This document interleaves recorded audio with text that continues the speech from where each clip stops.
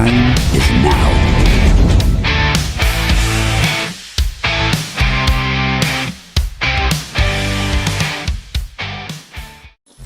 NUFC Early Night News with Gary the Geordie Yum Yum, Andrew Bokey, and Derek the Mighty Wind. Weekdays from 7:30 p.m. UK, 1:30 p.m. USA. NUFC Talk. Good evening, one and all. Welcome to NUFC Talk with myself, the Geordie Yum Yum. We've got the Mighty Wind, we've got Jamie, who is obviously pretending to be Bokey. We've got Christina Tooney, and we've got the Lion King down at the bottom there, the Mighty Amrit. Welcome, one and all. Obviously, for those of you that aren't aware, Chris is having a little bit of a festive siesta, so there will be no late show. We're going to extend this one for a little bit longer because, like I say, Chris is not going to be here. So he wishes everybody out there in Viewerland a happy and Merry Christmas. So I hope everything, I hope it's a great time of year for one and all. Enjoy the festive mood. Bokey did promise us there's going to be no negativity. So we'll see how that goes. Obviously, before we get into tonight's show, like I say, it's going to be a little bit of an interesting debate, this one, I think, because like I say, I want to try and keep it all within the room. And it's come to my highlight about how some of the officials see Newcastle United. So I'm going to go and have a bit of a deep dive in that tonight's show. Obviously, we can talk about the Chelsea game if you want to, but we'll see how the show goes. I'm going to do the housework first, and then we'll crack on with the show. So again, welcome to everybody watching across all the platforms. Thanks to everybody that works in the background. Don't forget, people out there in Viewerland, smash that like button for us. It certainly helps us get further as a channel. Subscribe, totally free. Hit that bell for future content. You'll get that 30-minute warning to say we're going live. Always live, never edited. So if you want to support us as well, you can become a member. It's a small monthly fee if you can afford to do so. It'd certainly be a great Christmas gift to all of us at NUFC Talk. If you've got a question for me or the panel, then throw a Q in front of it, but it ain't guaranteed, by the way. So if you do want to guarantee it, then throw us at NUFC Talk Super Chat. Use the $sign, follow the instructions. Anybody that becomes a member during the show or any of our lovely members that gift them out there would also be highlighted and thanked. How are we? Are we all in the Christmas spirit? And before we start, can I just say, the man in the middle there, the happy clapper, chief extraordinaire, it's his birthday tomorrow. So don't forget. We're on tomorrow. Yeah, we're on tomorrow. Don't forget, we've got the presser as well tomorrow. We've got the presser, the Man U presser. So we'll be on first thing in the morning. I just wanted to say, that's why he's dressed up like this, because it's his birthday. He's getting into that birthday spirit. So no, this is just I'm happy joking, Santa. mate. I'm joking, Can I ask mate. a quick question, Win? Has the letter from the king came yet? The 100th. Telegram, man. Telegram. Telegram. Okay. Oh, I tell you, fantastic. Have we all recovered after the weekend? There's been one or two heated moments regarding the chat today. And the one thing that I noticed is, obviously everybody, or there's a lot of people out there that were voting for, wish we'd got Unai Emery. He's got a good record in Europe and everything else. And then I'd seen somebody who'd put in on X that they, it's a similar pathway. So I've done a little bit of investigating, and it's exactly right. It seems as though the year after, or the season after, Aston Villa are actually following Newcastle's trail. So it'll be interesting to see in 25-26 if Aston Villa, after their straight 10 wins, obviously qualifying for UCL, is there a cup coming as well, the same as we did in 24-25 after Newcastle's straight 10 wins, qualifying and winning a cup. So it will be interesting if it pans out that way. And the other thing is, like I say, very similar record to Unai Emery, Eddie Howe. I don't hear many Aston Villa fans wanting Unai Emery's head. So it does make me wonder, are we as fans, now we've had a little bit of a taste of, not glory, but good days, a little bit of taste of the happy days. Are we just going down that road of expectations being more than entitlement? Yeah. Are we becoming entitled fans? wanting more than we actually can achieve at this present moment in time. I mean, listen, you know, I've told you, I'm not Eddie in, I'm not Eddie. I don't hold a candle to any manager. I certainly don't hold a candle to any player because they come and go. They never stay. But Newcastle stays. Newcastle United stays. I've got players that I think are great. I've got players that I don't think are very good at all, but I'll still support them if they wear a black and white shirt, the same as a manager. So it's not me saying I want Eddie in. I just want the results to go right. It's not me saying I want Eddie out. Like I say, what I do want to see is a change in the way sometimes we approach the game. Now, like I said before, I don't want this show to be an Eddie out or an Eddie in. I just want us to try and find out. Like I say, I live in the Midlands. I've got a lot of friends that are Villa fans, and they're all absolutely amazed by what Unai Emery's done. So why aren't we happy with what Eddie Howe's done? Some of us are. Start this one. Some of us are. I'll say I'm amazed with what Eddie Howe's done. He's been fantastic since he came to this club. He's done something that I never thought I'd see in my lifetime. He's got World Cup. We've won something. We're champions now over something. We've done brilliant. He's got with 2 Champions Leagues. You know, they got went to the Champions League twice. He's been absolutely brilliant for this club. Is he the guy to take us forward? We all know my answer on that, but I'm not going to sit here the night and call the guy out. He has been a fantastic manager for this club. But do you not find it strange though? Like, you know, them having a similar fate to us. You know, 21-22, we struggled with relegation. 22-23, they struggled with relegation, and then got on board Unai Emery because obviously he dissed us because he didn't think we'd got a big enough squad to compete in the Premier League. So, I mean, it's horses for courses, isn't it? And sometimes, as much as I've roasted Eddie Howe, I do sometimes have to take my head off and bow my head and say, you know what? He was probably one of very few willing to take the job on board at the time he did because of the situation that Newcastle were in. So I think sometimes you've got to give credit where credit's due. So I'm going to start the new year off and support the club to the best of my ability. And it doesn't matter who's in charge or who's kicking the ball. I want to see what's best in the new year for Newcastle. And who comes through the door in January regarding players. Because by all accounts, and according to the news, which we'll jump on to a bit later on, there's potentially 5 leaving the dressing room in January. So we can hit on that. But like I say, the main story of tonight, I suppose, is the officiating. And it seems to me as though the officiating has gone probably from bad to worse. And I don't know how to even describe this because, like, if you look at it's chaos, and I think that's the only way I can describe it. A match where the officiating wasn't just poor; it was a masterclass in decision. If you thought VAR was meant to bring clarity, think again. This was Madley and Banks starring in their own tragic comedy. Main segment for me was like, let's start with Andy Medley, the man in the middle, who somehow missed Trevor Chalobah's blatant penalty-worthy challenge on Anthony Gordon. Not a whisper from the whistle. And when VAR stepped in, Peter Banks, no less, he was back to the indecision like it was gospel. This wasn't just one moment. It was a pattern. Madley spent a match dodging decisions like they were flying boots. Tackles ignored, handballs waved away, fouls shrugged off. It was as if the rule book had been replaced by the Choose Your Own Adventure pamphlet. And then there was the offside drama. I mean, again, I went back in history and I'm trying to work out what decisions have gone against us in history. And the one that came to mind was the Harry Kane get the benefit of the doubt in one game where he was clearly offside, but the goal was given. And then you'd got the Alexander Isak's goal that was chalked off due to a toenail consistency. And when you look at the drawing of the lines, the lines were at such a... Well, it was his shadow, wasn't it? It just seemed as though it literally... They said his boot was further in line, but when you actually look at the frame by frame, each frame by frame didn't really tell you whether he was offside or onside. And it's just the inconsistency.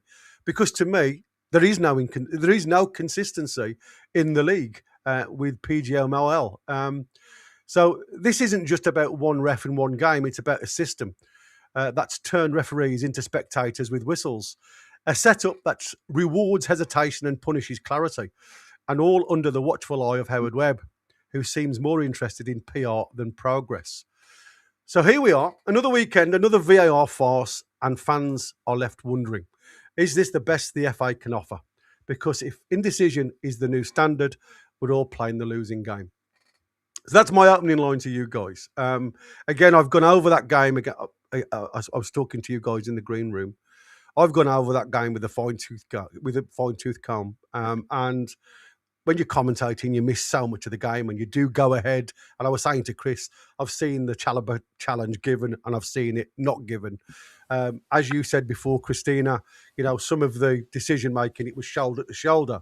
Well, he had no intentions of getting the ball. He was away from the ball. And it's like the Reece James during the game, because of the speed of the game, both me and Chris said, what a great challenge. In actual fact, he never even touched the ball, So he took the player. He took Harvey Barnes out. So, for me, there is certainly things that we really need to address going forward. So, Widow, I want to come to you first. I don't want to ask you about, the Chelsea game per se and the officiating. Did you think the Chelsea game, for me, having looked at it again and again, has been grouped together with previous games where we've taken the lead and haven't won. So it's now gone to 14 points from winning positions. 13. The big difference for me between Saturday's game and a lot of the other games is that there was no way we could be accused of sitting back on a lead the way we had in previous games. We had 3 fantastic opportunities that were, Harvey Barnes missed 1 and 2 blatant penalties for me, 1 potential penalty. So you had the Gordon. So the point I'm making is that proves we weren't sitting back, we were attacking, and that was when we were 2-1 up. So we weren't sitting back at all. They changed the game, effectively by bringing Enzo on, and Enzo and Caicedo took charge of the midfield. So they were better, much better. So naturally they were going to get a bit of the ball. But we still weren't just sitting back, not trying to attack. We were attacking, and we had 3 fantastic opportunities to score more. Borky's sitting shaking his head there. Come on then, Borky, let's have your take. You've been to the same match as me, Win. You're seeing what happened in the second half. We just fell off a cliff. I've been positive. I've been positive when I've came on, and I'm not going to call out the manager or anything like that. But the players fell off a cliff in the second half, and we weren't attacking. We stopped attacking. We stopped being like we were pressing in the first half. I completely agree. That was the best first half of football I think I've seen from this season. Every the people I was sitting with were going, "We're going to win this 4-4 or 5-6-0," and I'm going, "Oh, I agree. That's great. It's great." The second half, we fell off that cliff again. It didn't happen. And I don't know what it is. How did we create the 3 chances then? Well, but Win, you were at the match. You have to have seen what happened. They got tired. They got tired is what happened. We were not the same team in the second half that we were in the first half. Chelsea just took control of the game and thought, hang on, these guys are here for the taking now. And we weren't the same in the second half because we ran out of steam. As soon as they got the first goal, you knew for a fact the other one was coming. And you could feel it in the crowd. You could feel it. It was just, this is getting so obvious now. And as I say, let's not call anybody out. Let's not get on anybody's backs. But we've all seen what happened. We've all seen Yeah, what well, happened. what I'm saying, what happened was not what's happened in the past, But it was. because we were still attacking. But when it was, it's exactly what's happened in the past. I, I'm trying to I be a positive yeah, for today, but it's exactly how many games has this happened in? You One can't say second. it's Hold not on. Yeah, but happened what I'm saying is you can't correlate what happened on Saturday with what's happened in those other games. Where yes, you're right, we did fall back and capitulate. We didn't do that on Saturday. We ran out of I can't legs. see. We Yeah, I did. can't We see how you did. can say we didn't go and press, because that's where their second goal come from. We went man for man on the press, because if we'd backed off, they probably wouldn't have scored that second goal. I think Christina wants to have a say. Yeah. I did have a question for you. Would you take Maresca over Eddie Howe as No. manager of Newcastle? No. No, probably not. No. That's a good Take, answer. Because take a lot of Mourinho. people. I take Mourinho quite happily, but not Malaska. No. Okay, no, that's fine. It's just Maresca, because a lot of people are praising his in-game management at the weekend. Eddie Howe nearly, as Wynne has pointed out, had 3 very, very clear chances to win that game. By the end of that game, we were the closest to winning it. That was against the top 4 Chelsea side, which was already inherited as an established superstar team, fantastic academy, backlog of players. Maresca, however, nearly lost the game to an 11th place Newcastle side with inconsistent form, who half the fan base want rid of the manager. So I'm glad you don't want Maresca. I just wanted to ask. No bother. Yeah. So, but Christina, did you enjoy Good. that game again? This serious Oh yeah, I question. loved it. I loved that first half. Did you enjoy the second half? I didn't enjoy the 2 goals, but I mean, I think in context, it was a soft free kick to give away, and that was a worldie of a goal. Like, you're not saving that. Some people have mentioned Bruno. I've looked at it. If Bruno jumps, he's not stopping that. That was a worldie of a free kick, which was given away quite softly. Their second goal, Malik Chow loses his footing. I think performance-wise, I think we were the better team. I agree that their midfielders did make a difference in the second half. I don't think we got played off the park. We didn't sit back, as Wynne has said, we've done in multiple games. I think as far as the matches where we have thrown away a lead, that was my most enjoyable one. Yeah, I mean, I And just say, what, do you want to say something? Was got Yeah, a go on. super chat in there saying, brilliant game. I am so upbeat about us getting back into form, presumably. And Tony T and the new one saying, start from the beginning. I missed the first 20 minutes. tell you Amrit, what, do you want to say anything? But Yeah, please. Am I all right? Can you hear me fine? Yeah. Yeah. Loud, Yeah. loud and clear. Right, okay. So one thing, right? I had a very busy Friday, Christmas work party. Had to go to Blythe in the morning. Came back, really looking forward to the game. Very tired. Walked in, and in the first half was blown away by our performance. Now, if you look at our fullbacks and the positions they were in the first half, I had a perfect view.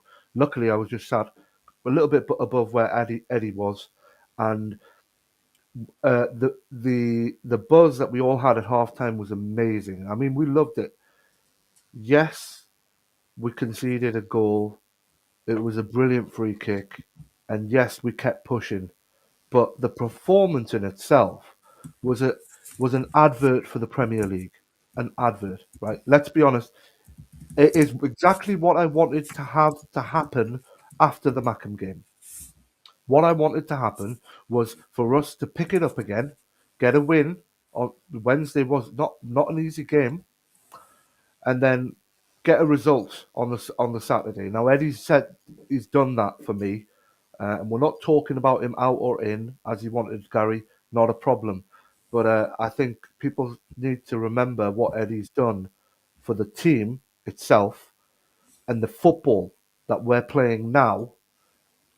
The football that we played in the first half was tremendous.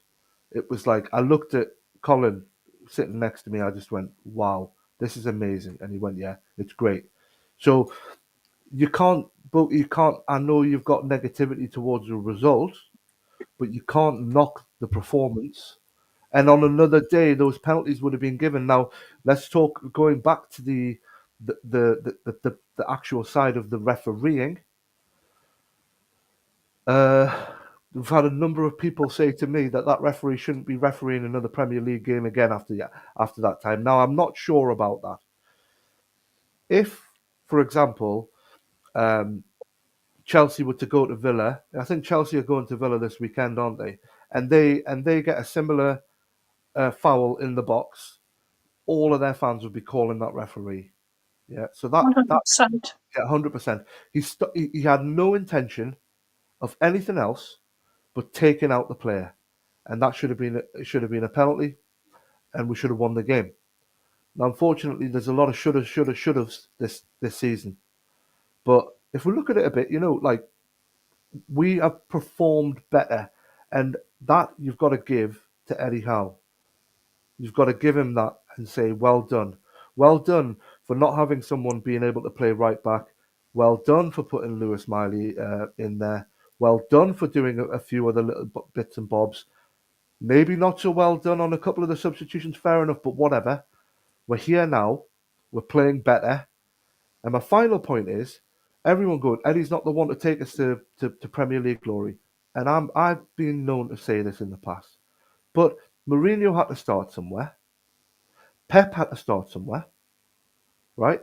Give the guy his dues. He's got credit. 4 seasons, 2 Champions Leagues, 2 finals, 1 cup. Give him his dues. He has to have enough time and the January transfer window for us to be satisfied, for me to be satisfied that he's not going to be able to take us anywhere, because I don't know that, and you don't know that, Boki. You don't know that. The thing is, Pep had to start low. Eddie is about my age, probably a few years older than me. Yeah, he's a young manager in the game. Give him his time. Ahmed, I love you to bits. Got to say that as the start of this thing. But in regards to that, Howe's been a Premier League manager for 8 years. What improvement have you seen over that time? Where's his in-game management changed? Where has his, the things that happen on the pitch changed? Where has he changed his tactics? He hasn't. In regards to that, I agree. He's done a great job for he's come in. And as I said at the start of the show, I give him all the praise and everything. But, you reach a level in life. And sometimes you just have to say, this is my level. I've reached that. Now it's time for somebody else. Listen, I think we all kind of agree that's where we're at. I don't think so. I don't think so. And I don't think Mighty Wynn thinks so. And I really don't think Christina thinks so. Because I can see that you're agreeing with what I'm saying here. Yes. What I'm saying is I'm not convinced either way. Oh, here he goes. Oh yeah. So you've relinquished your happy. Put him in jail, Gary. Not at all. Not at all. Seriously. No. Like put him in jail. No. Like I think everybody realizes he's got downfalls, and I think that's the issue. And I think everybody looks at his negatives rather than the positives. And I think that's what I couldn't understand when everybody wanted Unai Emery in instead of. And like I say, he's on a very similar trajectory, albeit the season before the Villa are doing it. So again, I question: are we a little bit more, expectant of results rather than you do have to give it time to develop? And this year has been a little bit different for Eddie Howe because he's having to manage different things. But the one thing that got me right, and I'll go to the goal that was given in the end, right? How long did it take them to make that VAR goal stand when they were placed in the offside? I mean, to me, it was as if they were trying to look at something where they can give offside. Some way that this allowed. That's what it felt like to me after, because it just took, especially with it being automated now, where the lads don't really have to draw lines anymore. I just found it a little bit crazy.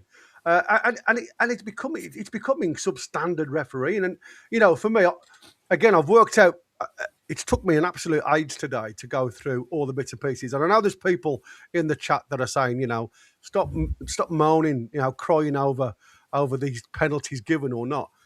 This season alone, the decisions that have gone against us could have been 4 to 6 points if the referee decisions hadn't made a bit of an obstacle. So, and at St James's Park, Newcastle had strong claims for penalties in the games that ended in draws instead of wins.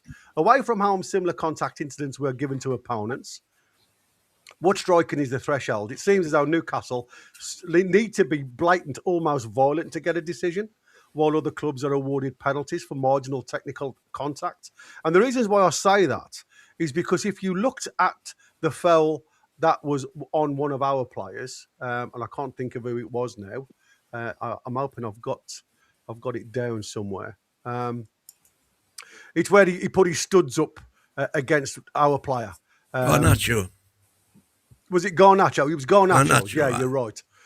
And you know, it was why it wasn't even looked at. And yet for Liverpool, same happened, got sent off. And you're like, where's the consistency? And that's what I'm saying. On Newcastle, a team that it's easier to say no to rather than the big six. And I mean, it's not. I'm not saying this is paranoia, but it's cumulative damage to me. I mean, every fan base that I've listened to now, who saw them incidents at the weekend, are asking why is Newcastle being treated differently, and that's Gary, what it feels like to me. Is this not why it's calling out for the bench to have a chance to actually challenge a decision? So rather than it be just going to VAR, the bench get to have, like in tennis or anything like that, you get 3 challenges. Yep, and then you challenge the decision, and then it's up to then VAR to challenge you back or to say no, that you're wrong, because that penalty we're going. Anybody who challenges that, I think 99 out of 100 people would say that's a penalty. But it already went through VAR. It already went through VAR. I mean, who decides what goes to VAR and what doesn't go to VAR? Because I'm still not really sure. Because I mean, some decisions do and some decisions don't, and you think, well, the initial decision with VAR. Yeah. With the VAR team. Cleared it.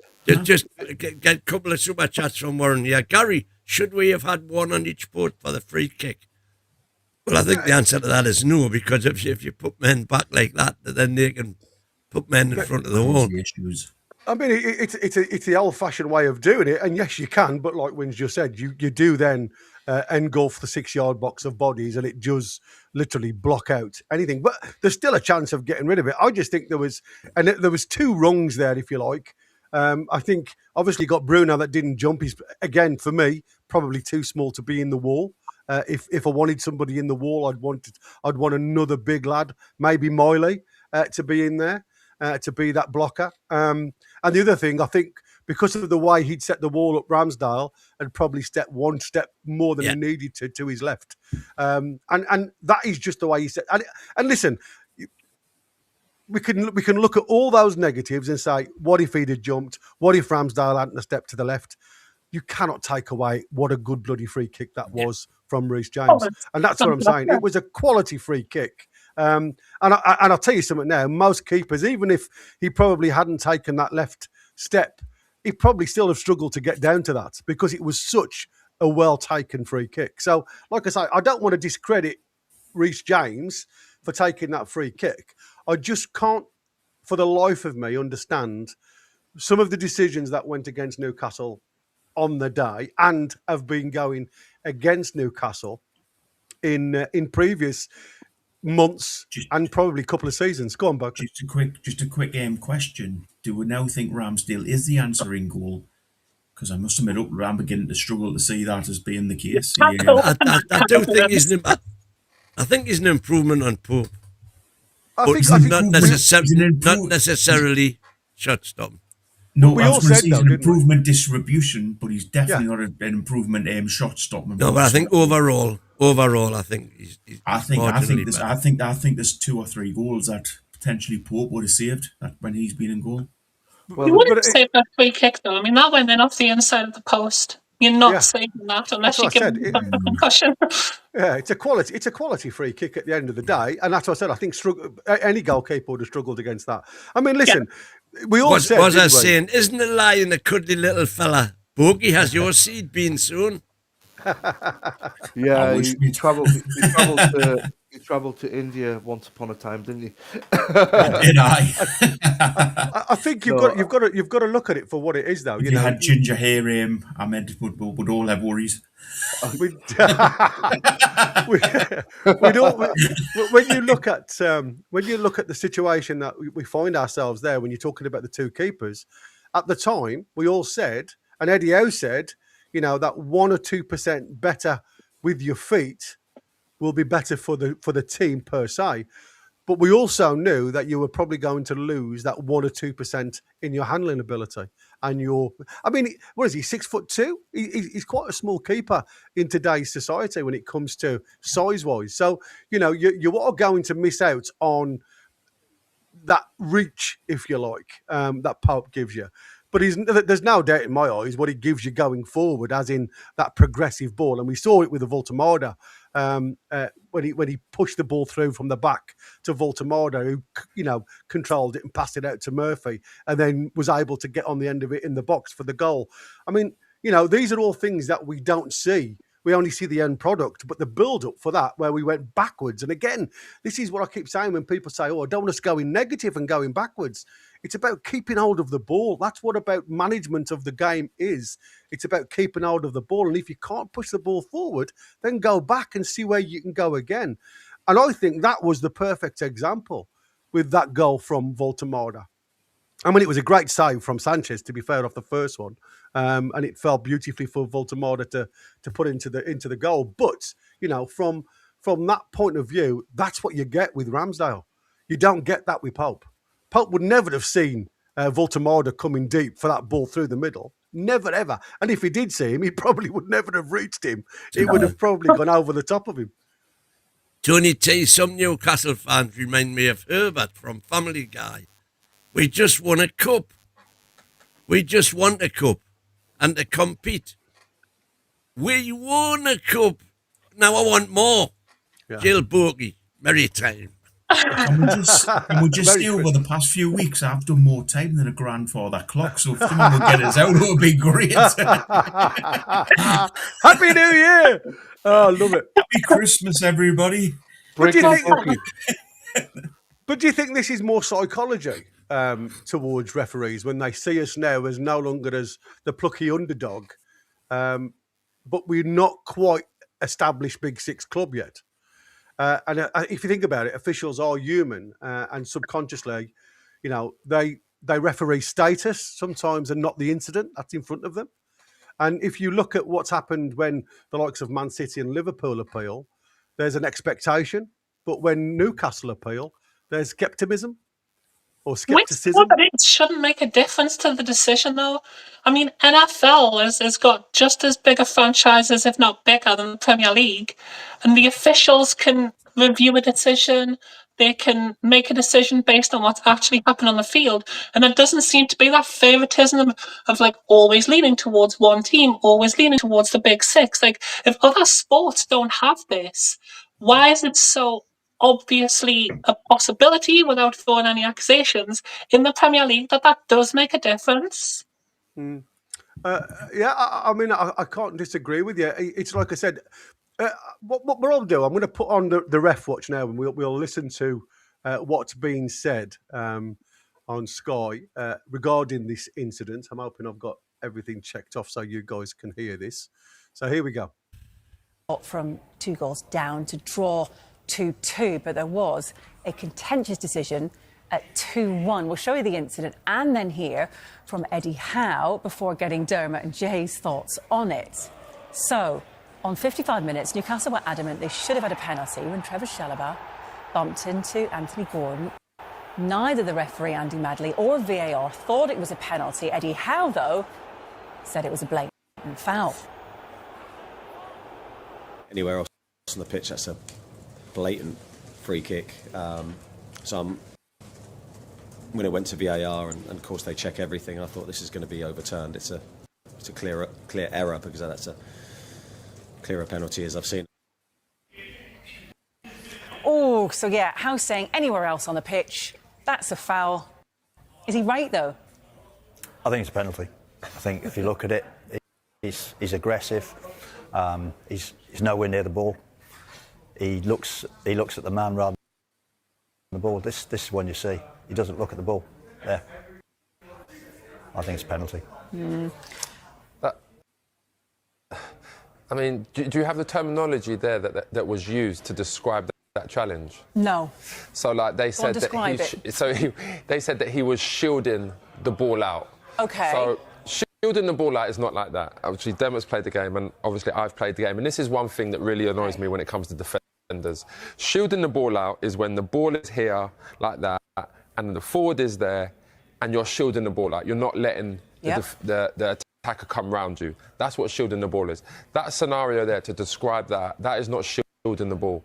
That's more of a body check, because he's not no one's in control of the ball. The ball is running. If anything, Anthony Gordon's running in the line with the ball, behind the ball, where Trevor Chalobah's just come across and just body checked him out the way. That should be a penalty all day. Anywhere else on the pitch, that's a free kick.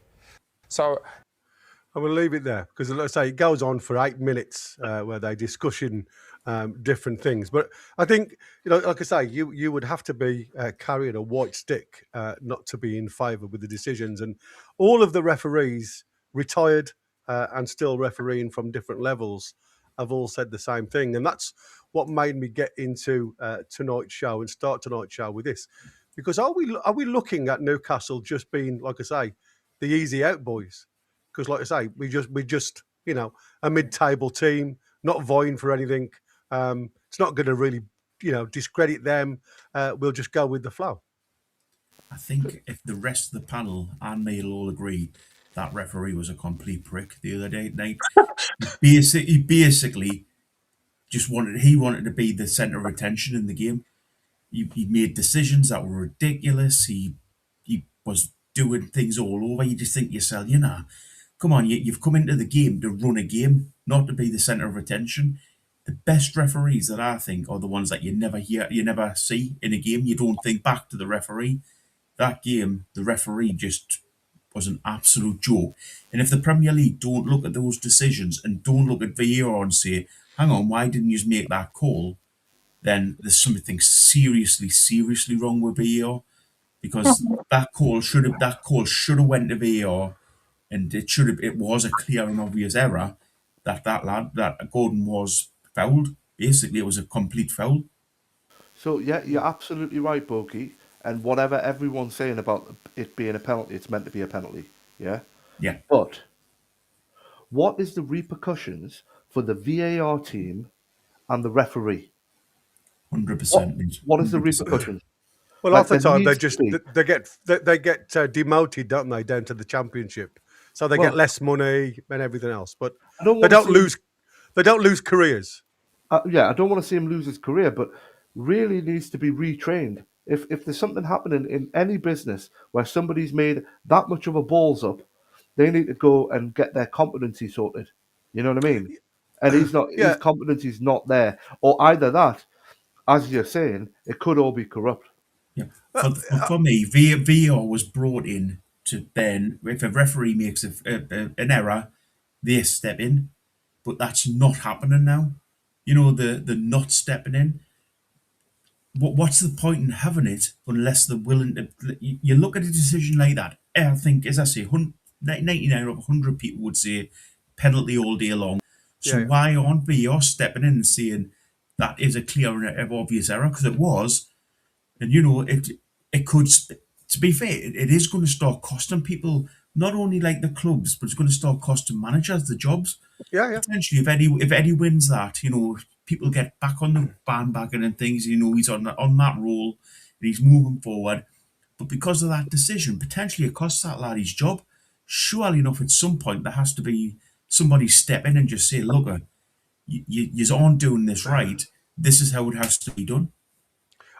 That's what I'm saying, though. If you think, I mean, like I said, 4 points. If you just think outside the box, it could have been given, could not have been given, or 6 points. That would have put us 5th or 6th place. Would we still have the same thoughts? And I'm talking about all the people, obviously accusing us of being happy clappers tonight in here. I just want it to be fair. From top to bottom, doesn't matter what colour you wear, doesn't matter what name your club's under. You know, like I say, when you see the exact same challenge, one's a red card for Liverpool. That gives Liverpool a massive advantage. For us, against us, it's not even a yellow card. So how can you judge? The only way this is ever going to change, and I just can't see it happening, is when the opposition managers turn round. If Maresco had turned round there and said, "Look, we got out of jail there. That was a definite penalty. You know, we've got very lucky there."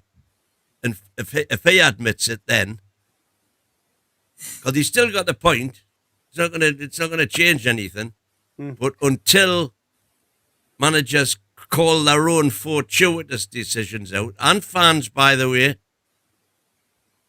until that happens, this is what we're stuck with, I'm afraid. Couple of super chats was I saying, said it before, if you melt Pope and Rams down into one keeper, you get a half-decent keeper. Yeah.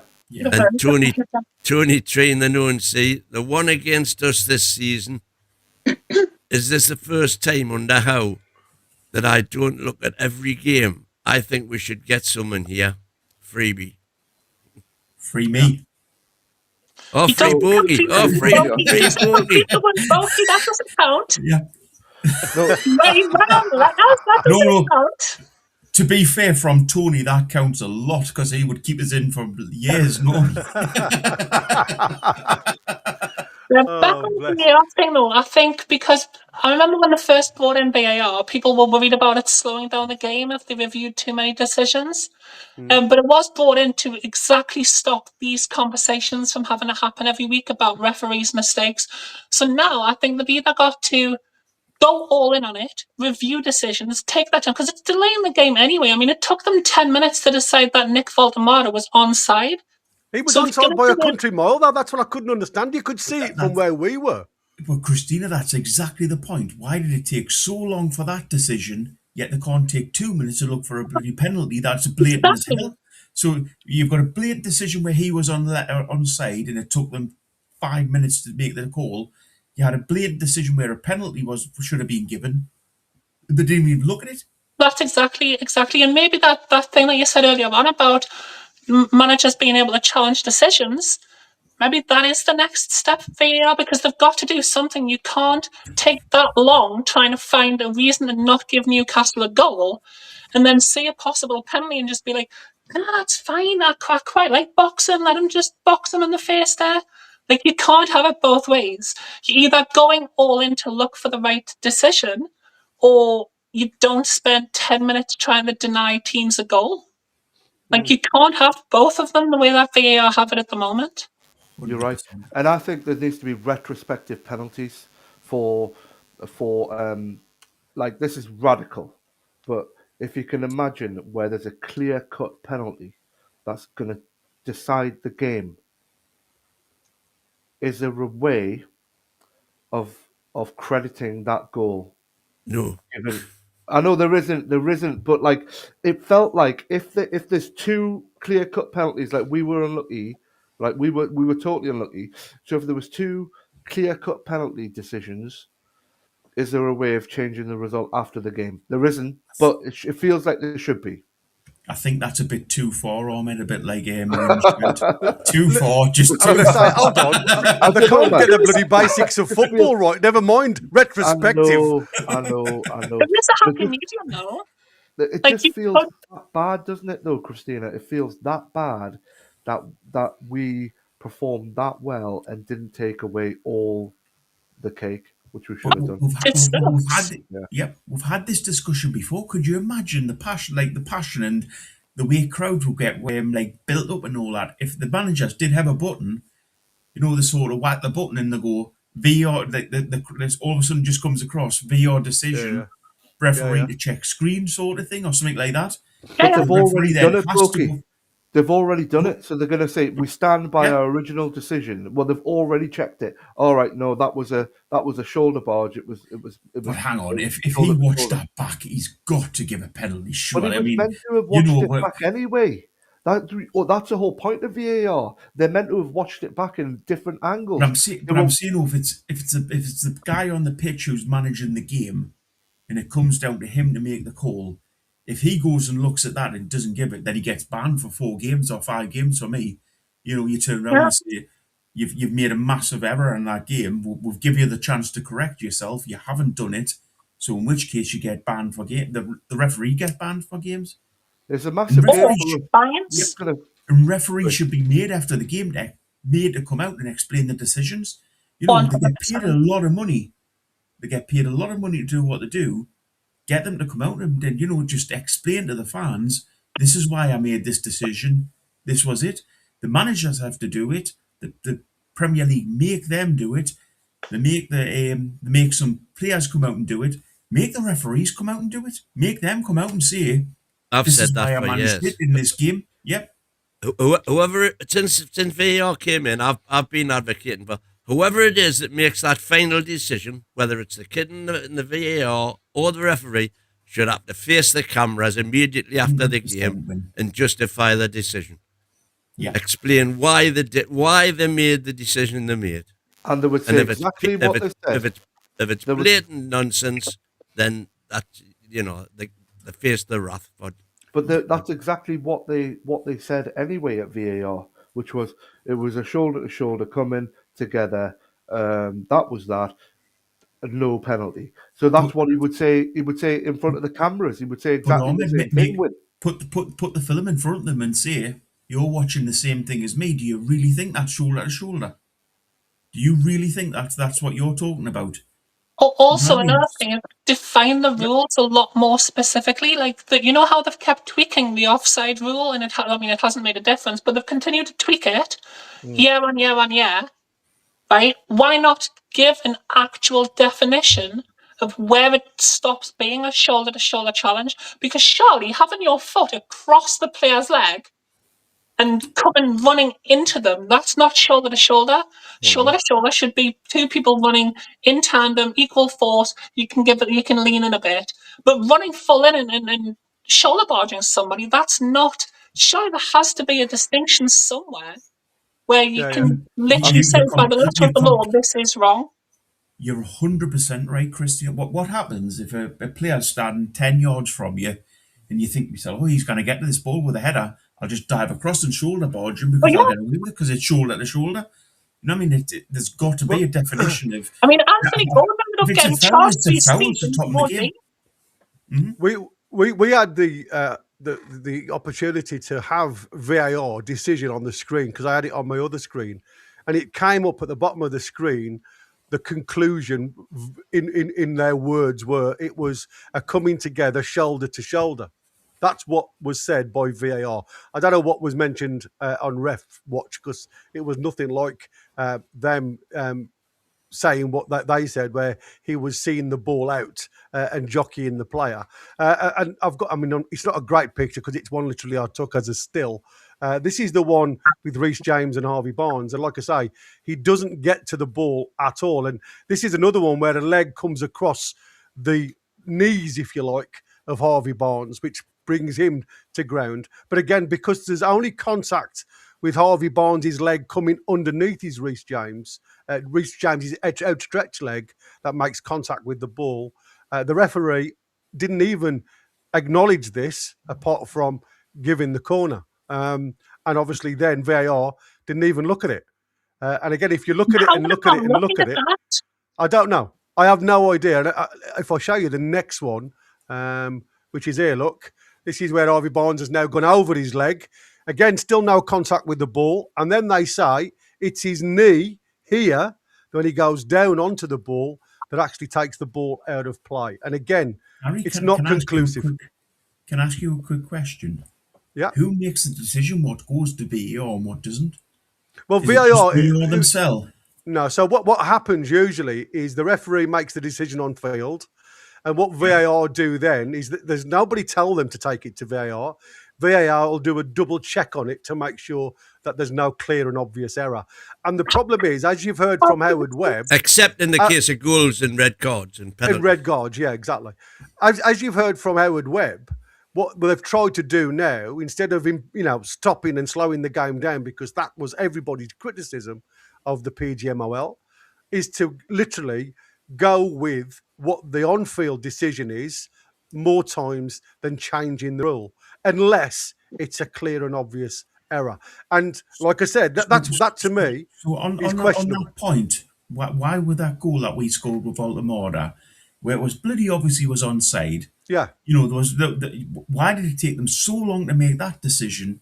Yet No they can't idea. take a little bit longer to make a decision that would have been right to give with the penalty that were deserved. That a lad gets fouled and they don't take the time with that, but they do take a time trying to get a goal against her. It does feel a little bit like VAR are sort of out to get Newcastle at the minute in regards to, if we can find a reason not to give a goal against you, we will, but we'll not take the time to give you as a penalty, guys. It's not just a penalty, because would that have not been a straight red card as well? Under those circumstances? I tell you what probably should have been the clear red card was Reece James's pullback on Barnes. And that was a pullback. Even, I mean, it wasn't like a full shirt pull, but he did grab hold of his arm as he went past. You saw his hand around his arm. Yeah. Denial of a clear scoring opportunity. Yeah, exactly. So the Anthony Gordon one Gordon wasn't a clear goal scoring. Wasn't clear goal scoring one, but I mean the Harvey Barnes one was definite. And again, again seen by VAR again, and nothing. Minimal contact is what they come back with, that one. Minimal contact. And again, the one that was again, I don't know who it was for, that was clean through. Exactly the same. One of the big guns, little bit of a tug back, clear through on goal, and the player gets sent off.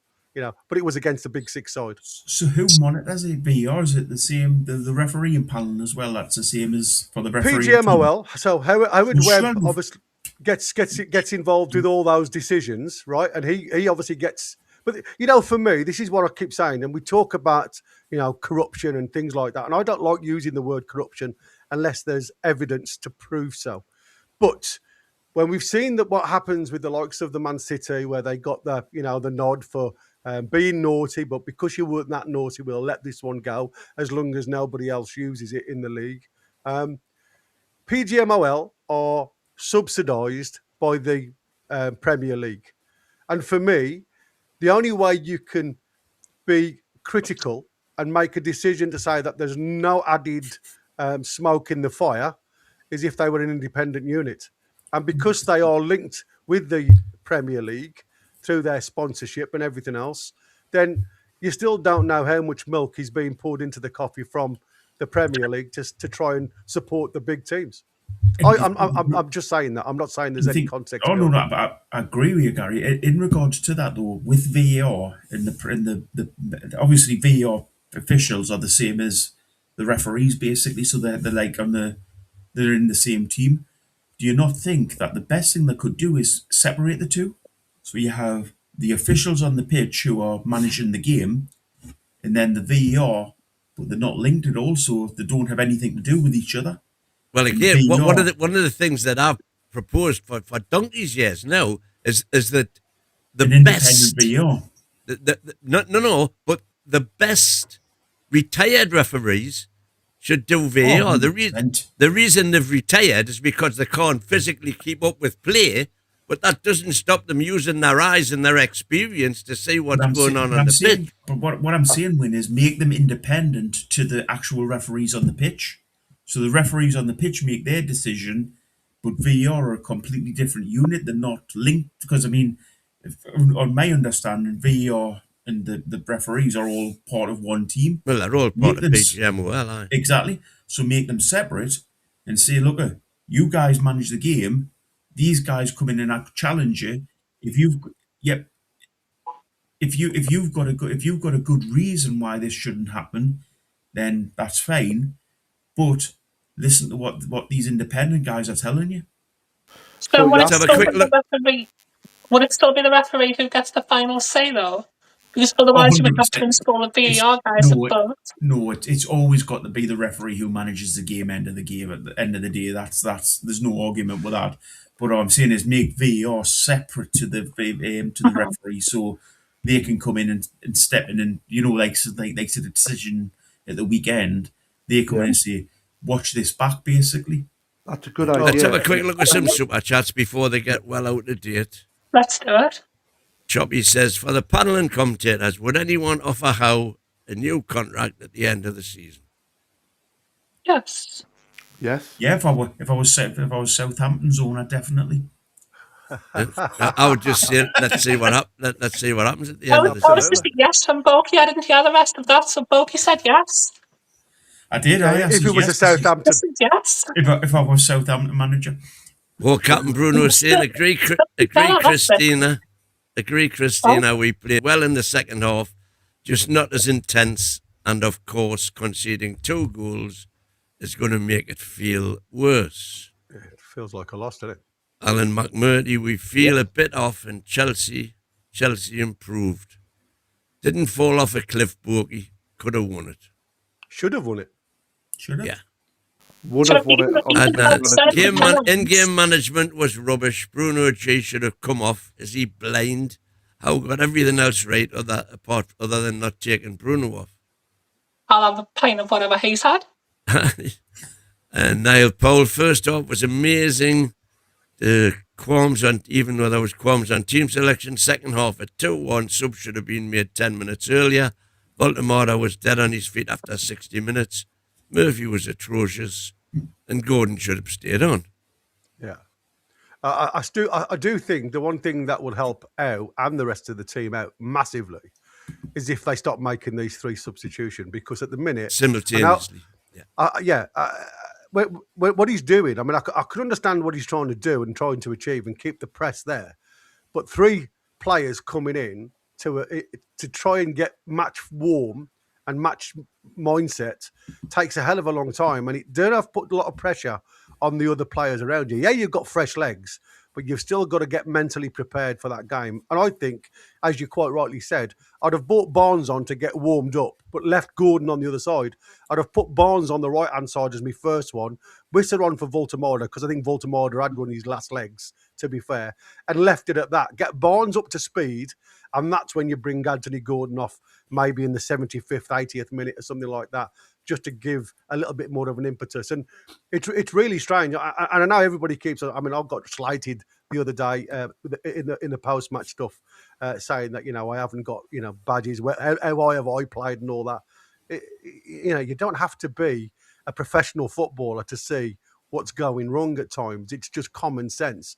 And I think the problem is like I say, I don't think Eddie wants to see the drop off. He wants to keep that pressure. He wants to keep that continuity. And again, I think that's the biggest problem now. He wants to achieve something good for Newcastle. And I think, sometimes they always say, don't go and manage the team that you support. And I'm not saying Eddie supports Newcastle, but I think he loves them. You know what I mean? And I think sometimes you can be too close. You can be too close to the subject. And again, like I keep saying, are you managing the crowd or are you managing the squad? And that has been my biggest critical point with Eddie at the minute. I think he plays to the crowd too much at times. Now you're saying, Amrit, it's because he's constantly this is Eddie, Niall, constantly falling down on his in-game management. It's been the constant mistakes. It has. I'm not going to agree with that for this weekend, though, because you look at the in-game management, even if you put the penalty decisions to one side, Harvey Barnes still came within a cat's whisker of winning that game for us. That's right. And we should have got we could have had another couple in the first half. Let's not be around the bush. Read that chat out you just had up. No, it's coming, don't worry. It's coming, don't worry. Niall's right in a way, but do you think the likes of Pep Guardiola make every single decision that they make is right? I don't think so. We're criticising Eddie here, and Eddie's making a few repetitive mistakes that he's going to analyse. He's like, he likes me, he likes the spreadsheet, he will come good. He will. And I'm sure he will. I'm giving him a full 100% support. So General Greatness says, Borky is the only one speaking sense yet again. Give over with the sentimental BS. PIF don't want average, they want elite. And we can They're get back there. in again. Happy clappers, Don't think content like with subpar performances, are holding back the club. Oh, we are holding back the club. You need to be ruthless to get to the top, not sentimental. Well, You lot, you lot may be happy with mid-table. The rest of us want it all. Yeah, you want it all. We're not happy mid-table, but we don't want it all either. Man City should Win, have I sacked do Pep think last I'm back. season. I do think win. Well, I do exactly. think I'm back in. I think I'm back in prison. I don't know if you don't want to read his Get him back in message out prison. particularly, but I am back in prison. Well, it's not starred then, because I've got this. Howe's a good Oh, manager, but he will not change his stupid- ways. He will still have his favourites and do crazy stuff, like not develop players like Alec Murphy or Leo Shahar or Minty. Howe never has a good start. I mean, how It did was a him? super chat, and I'm not sure of some of the words in it, so I'm not going to say put it up. But I'll get there after I've done these stars. Trulls is saying being reactive has lost us too many points this season. He waits till we are 1-1 or 2-1 down. That's really bad for a manager to do. And finally, fancy a change, says big money equals corruption. That's a fact. And only ostriches think otherwise. Hey. Spot betting, match fixing, the lot. The game is lifting. Can I just point out there was very little that Eddie Howe could have done about Chelsea's 2 goals. One of them, like I say, was a free kick that was a worldie. One of them was one player who Eddie Howe has brought in, identified, brought him in on the cheap, who's turned out to be an absolute sensation, losing his footing. Like, that's not... And then we still nearly won. Even after giving that up, we still kept pushing and nearly won that game. And he's put about 20, 30 million on his price tag in the first few months of his season. Oh, yeah, we definitely got him at a good time. Listen, while we're just on the theme of referees, before I think Bauke's just gone for a sneaky one. Disappeared there. I want you to have a look at this, because this really made me laugh. This is Ref Watch, and you've got the lads there. It's some time ago, and I've been trying to sort this out. And just listen and watch this if you can. It does make me laugh. So what they're trying to do is mark out 10 yards, okay? So you'll see him look down. There's a black spot marked on the floor where he's standing. And then he marks out 10 yards. But have a look at Sue, who's holding the other end of the tape, and watch where she's standing, because this is what I'm saying about a little bit corrupt and questionable, because it does not make you think. 10 yards for us and see how close you get. I've got to estimate where 10 yards is. Yeah, so you're going to walk that way. So you can see there's a black spot on there. Your marks, get just set, on the floor. Go. And I will take it with the tape measure. Yeah, it's not there for viewing, but it's on the floor. 11. And then he's got a black mark that he's Dermot, just gone to. Look. first of all, can we have a ruling, please, from Sue Smith? I tell you what, that's spot on, Tim. She's nowhere near where he was standing to start with. 11 steps, 10 yards. So and there's two black marks literally on the floor that you guys can't see, but I can. Even Rob Jones. That actually he's walked from one spot to the other. It's mental. Absolutely mental. What I noticed... To try and put him down as being, I've got a right pair on me because I can mark out 10 yards without any issues. Honestly, I do question some of the... and listen, you guys in the chat are absolutely right. It is swings and roundabouts. I mean, the game, I mean, Foxy said about the Aston Villa goal that was taken away from them last year from a poor refereeing decision, got us into the Champions League. So there is games that have gone for us as well as against us. I am being, I suppose, one-sided to a degree and a little bit biased, because I look at the position we are in the table this season, and just, like I say, taking off those 4 to 6 points that should have given us the win rather than the draw or loss would have put us in 5th or 6th place now. And that's all I'm saying. That's how close it is at the moment. And as Boki's already said, this could potentially lose his job. Could you not spin that the other way as well? A little, I don't want to be a negative tonight, as I say, we're trying to be positive, but you could spin that the other way and say, if we'd lost 2 or 3 more games, or, we'd lost 2 or 3 more points, would be right next to the bottom 3. Yeah, So, but that wouldn't be you know, because of there's referee got decisions that we can prove went against us. there's got to be a balance. We're halfway through the season now. We're all where we deserve to be.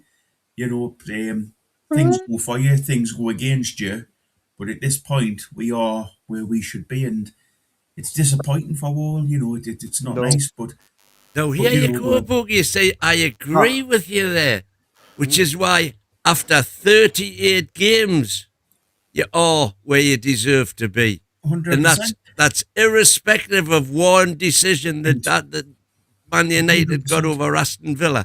38 and games is what decides it.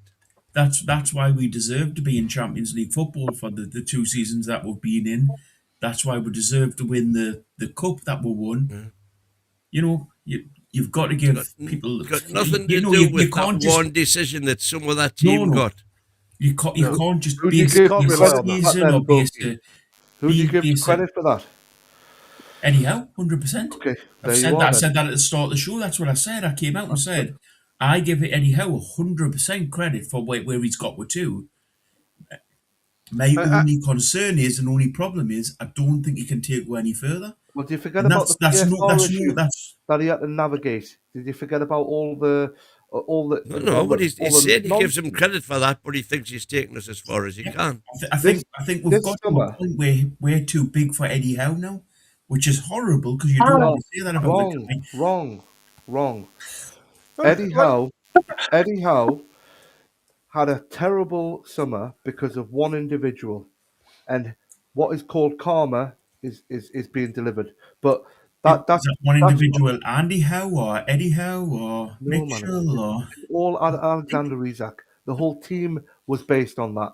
The decisions were made late. He still managed to get some players in, and the players that we've got in, one of them in particular is not doing too well, but the others are okay, right? But what I'm saying to you is that this January we've got money. We know what we're doing. We know what we want, and you've got to give him the chance to do it. But do you give the money to Howe when you know? What's he done wrong? He's bought a few bad players, but everyone does. No. I mean, he's done absolutely nothing wrong. As I say, he's won the trophy. He's got where we are in the league. He's saved where he's been brilliant. But he's at a point now where he can't take any further, in my view.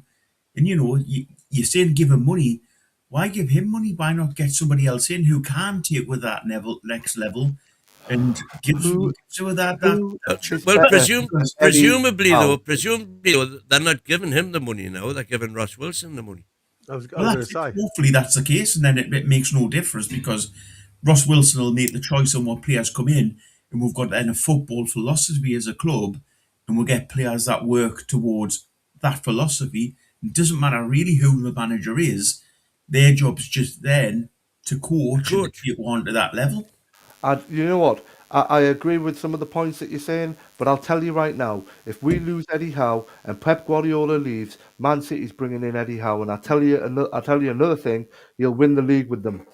Give him time, give him a little bit more credit, then he deserves the credit, and he will come good. I'm sure of it. Yeah, Ahmed, I will put my bum in Phoenix window next year for the Christmas. There you clip are. Eddie Howe ever gets the Manchester City job, I will quite happily show the big ginger bum in Phoenix window. Listen, it may not be the Man City job. He'll definitely get the England job, and he's definitely got a chance of winning something with England. I've got no doubt with that. And do you know what? If he got it, he would be successful. He's a successful guy. He's not a bad. Why leave him then? Not a bad manager. He's just not quite that elite manager that we need. So who's the elite manager we need? Well, hold on. We're going to come to that as a subject in a minute because I think that probably is a good core opportunity to bring that in. But I just want to finish on the ref thing. It was the same ref last year in our 3-3 game against Liverpool that blew the whistle when we were clean through on goal. So I just wanted to say that. And apparently after the match, they said Voltemada's check took longer than it was usually because the system went down at the time for images and they had to draw lines manually. So that was the excuse that came back from PGMOL. The automated system failed. Yeah. and they had to draw lines. So there you go. That was the ruling for that one. What a joke. Well, that's what I'm saying. Listen, I know it swings and roundabouts, and I know everybody's saying, this is where we are. And like I say, before the end of the show, I do want to go into potentially, coming, ins and outs of potential transfers. But I want to ask you then, because this leads me on to the next topic, because everybody's in there, and we've just seen it on the screen about Phoenix window isn't big enough to fit your bottom, according to Wazza. It's big enough. So we talk about elite. Maybe doing it. We talk about elite management in football that consistently delivers results, developing players and influencing the game tactically and culturally. And again, people always go to the usual names: Guardiola, Ancelotti, Ferguson, and the like, if you like. And they're not just winners; they're visionaries. And I think that's the thing. And I understand where Balk is coming from, because even players hit the wall when it comes to levels in football, and it does go hand in hand with management. Because if it was as easy as us five in this panel think, then surely us five would also have a management career under our wing, and it's not that easy, to go and jump in. So if you think of the core qualities, I'm going to give you headings to titles, and I'm going to ask you if Eddie Howe has that in his locker. Tactical intelligence, I'm going to start with. Has Eddie Howe got the tactical intelligence to be an elite manager? No. Okay. Based on what? Based on what you've seen so far, Christina. Based on his in-game management, based on what he does, June games. No, he hasn't. Did Eddie Howe not give you a signature at some point, or like an autograph? What is it? The evidence. You've got a big. To be objective, the evidence, to a large degree, would say that he hasn't. Guys, can we just look at the chat for this one? Yeah, you've got your plan. No. Can I just say, the reason why I've come up with this now is because obviously we were talking about Eddie Howe being not elite and everything else, and then I saw Niall in there, and he says we bought on all them substitutions, but you could see it was the midfield that was knackered, and it was the midfield that needed changing, and that's what I'm saying. It was there for everybody to see. It wasn't the forwards that were slowing us down. It was the fact that they were starting to... Once they'd brought Enzo on and they changed their setup a little bit and put Enzo then in the 10, you'd got that young lad that had come on for Palmer, who was absolutely useless on the day. I can't think of his name now. On the other side. So they were playing with virtually 2 8s, one as a 10, one as an 8. And we know how difficult Enzo is to play with. So he had changed that midfield triangle, if you like, rather than a square. He'd gone more of a triangle, and it was working because it was cutting Newcastle open. Newcastle needed to change that point in the midfield. Now, whether that means bringing players off or just becoming a little narrow, these are the areas that I'm looking at. But yes, I understand fresh legs are there. One second. In the chat, smash yes if you want Eddie Howe to take us forward. Like, literally, you're dodging the question. No, Tony, let's smash yes. Come on. Yeah, use this as a chance to call out Eddie Howe. The guy is a good coach. He's a really, really good coach. He's done us brilliantly. Yes, we've all got opinions about him, but he's won with a cup. He kept up that season. He's got with the 2 Champions Leagues. Look at the chat. I don't want him to move. I don't want him to move forward with her, but let's not sit here and call the guy out completely. He's a bloody good manager. Let's be honest. Yeah. He's fantastic. But what I'm saying to you is, these are the things that sometimes don't fall on your lap. Not all managers, and I mean this, not all coaches will have yeses next to all of these that make them elite. Sometimes, and I'm going to say, and I hate saying this, because again, I've mentioned Ancelotti there. How did Ancelotti do at Everton? Yeah. You know what I mean? When you haven't got the money to go out and buy the players that you want, and you have to play with the players that are already in your squad, it makes an elite manager look very average at times. And that's what I said. You can have as much visionary as you want. Unless you've got the books to go and buy the players to fit that vision, you are stumble blocks. And I think that is where Eddie is at the moment. So, like I said, I'm not putting this out there as a knock Eddie. I'm saying he will tick a lot of these boxes when I come to them. The only thing I would say is a good manager learns as he's going along. And I think that's the issue I have where Eddie is. He's not learning. He hasn't changed his in-game management. He hasn't changed what so there are flaws there, but I mean, his positives way outweigh his flaws. And if we were Newcastle United 4 or 5 years ago, I would climb over hot coals to get Eddie Howe as my manager. I'd want that guy to be the leader of my team. What I'm saying is now is that we're not that team. We're the team that's progressing and we're moving forward. Yeah. And is he the guy to take it that way? Can I ask you a question, mate? Right? Of course you can, mate. Right, okay. We get a new manager comes in. What's he going to do differently that Eddie Howe hasn't already achieved? What's going to happen with the players we've got? Achieve's difficult. I'll freely admit that because Eddie's overachieved with what he's done with work. I think we all agree with that. But I think the thing that they bring in is they bring in sort of the in-game management.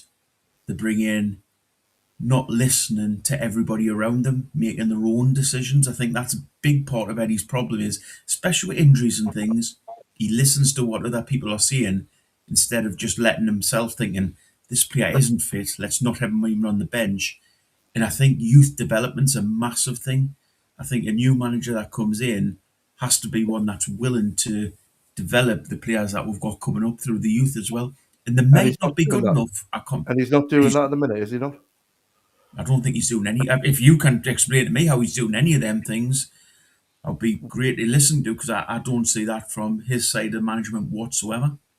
To be fair, the youth team isn't really his department. He manages the first team, and if we look at player development from a first team perspective, up until 3 years ago, had you heard of Alexander Isak? No. Exactly. This year, after 2 years under Eddie Howe, 3 years under Eddie Howe, he's now all of a sudden worth £150 million. Another thing, when Eddie Howe came in, I don't know if you can remember, when Steve Bruce, he signed the number 9. Does anybody remember the number 9 that Steve Bruce signed? He was a Brazilian striker. Joe Linton. What, the midfield? Joe Linton. Yes. Eddie Howe came in, looked at Joe Linton, turned him into a midfielder, and although we can say that this season he hasn't been at his best, for the last 2 years he has been an absolute boss. He's been in midfield general. I think we've got Captain Kirk joining us. Yeah, we got the proper Jamie coming on board now. Yeah, I'm not sitting here trying to slag Eddie Howe off. He's been great. He's been good manager, but as I said, the 3 points that you've asked us to make there, where has he got any better? Where has he changed over the last few seasons? Where's his in-game management changed? So another question Sorry. I'm not saying he's now, but all managers have obstacles. That's part of management. Not like the ones he's had, injury-wise. But they have. I mean, all teams have injuries. You cannot use injuries as a thing. You cannot use, anything like that. You've got to say, where has he improved in those particular departments? Developed in the youth, where's he improved? Where's he improved bringing as I say, players on? And where's he improved in game management? Just two seconds, Borky. Hello, Jamie. Welcome to the Fracor. Good evening. Good evening. You're very far away, aren't you? He is. He's sitting on the little boy's chair. I'm going to get further and further away from this conversation, but anyway, yeah. It's like that Jamiroquai video, isn't it? What do you mean, Captain Kirk? Where is it? Do I look like I'm wearing a toupee? No, it's obviously the colour of your top. You can't see your badge for the Santa. That's it. When I saw your thumbnail in the bottom, I thought, oh, he's got a Star Trek trooper's uniform, not Star Trek. Yes. It's Star Trek. The uniforms that they used to wear. I could do one. It was Bones who had the red one, wasn't it? Yeah. Oh, someone in the British and chat Irish just mentioned Lions. Sam Beckett from Quantum Leap. I'll love that show. Sorry, Oh, yes. continue. I could do one of them Star Trek uniforms at times, just saying beam us out of here and just tap on the chest. Beam me up. No, I mean, the thing is, to be fair, I can do nothing but agree with Bogey. Believe it or not. Wow. I've got a response to both, you know. We all leave you to it. in terms of Eddie's in-game management does not appear to be getting any wiser, shall we say. Okay. So, like I say, you still got a deficit in that column, the hasn't it? results and the outcomes of games attest to that. And whilst we've all got to be super, super grateful for what he's achieved for us, that there is the two big questions in my mind are, yes, we know that Eddie is fantastic at improving players. But what's he like managing ready-made good players, which is the type of player that we should be buying at the minute? We shouldn't be buying project players now. Charles been okay. Well, we got Tonali and things like that, haven't we? We should be buying the finished article. I disagree with that because that's what's messed this season up. Because Premier proven players.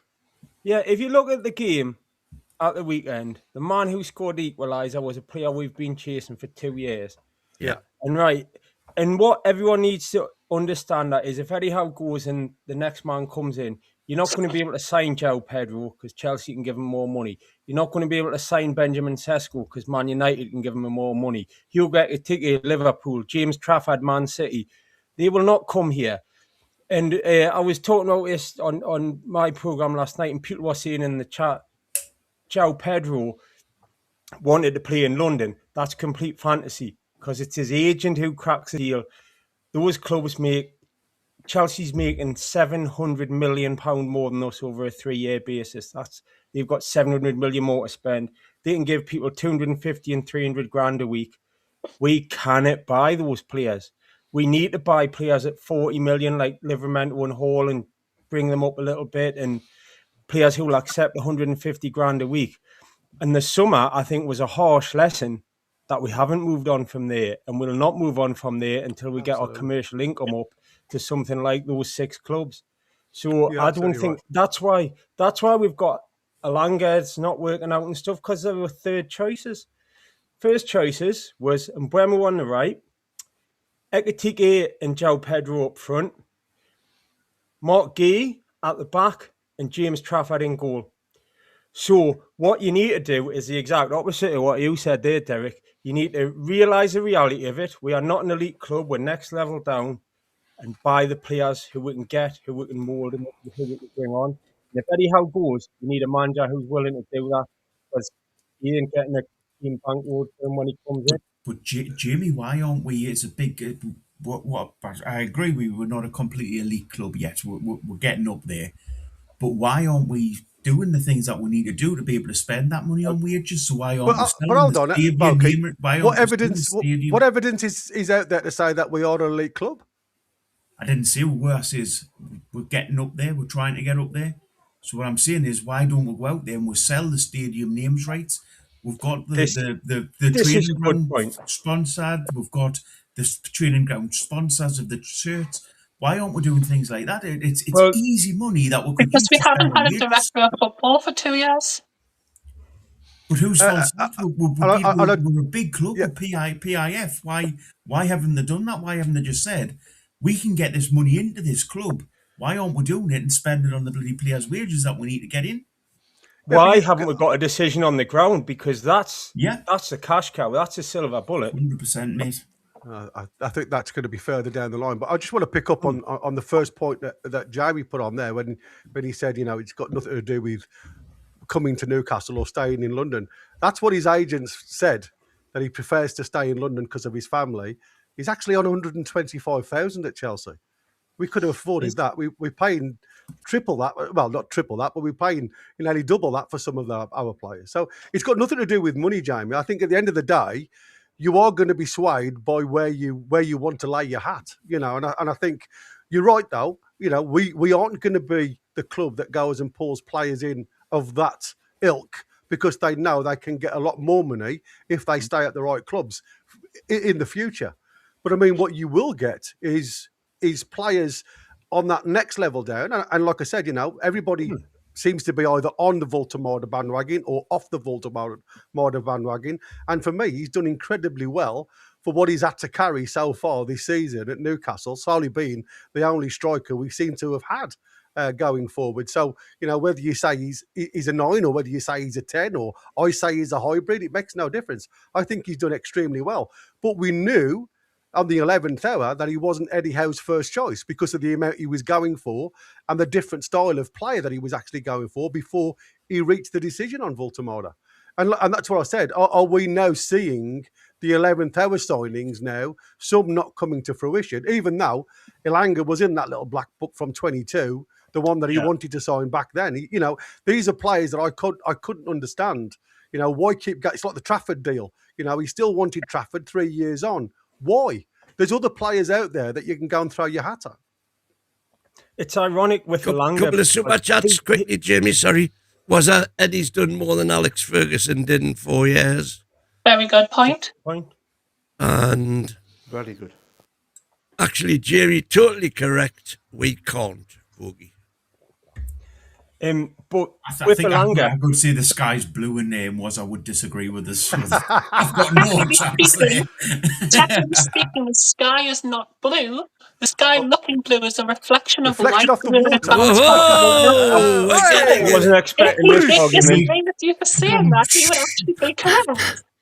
We need Chris's aim soundboard. Ba-boom, cha. We're getting a physics lesson. You don't need Chris here when you're talking about what position Walter Mardy plays because he'd be on for half an hour. Yeah. Comparing him to Harry Kane and stuff. But but on Elanga, the ironic thing is, I think you're right. He has been high up the list for a couple of years. He's the only one who had a full pre-season. He hasn't had any sort of injuries.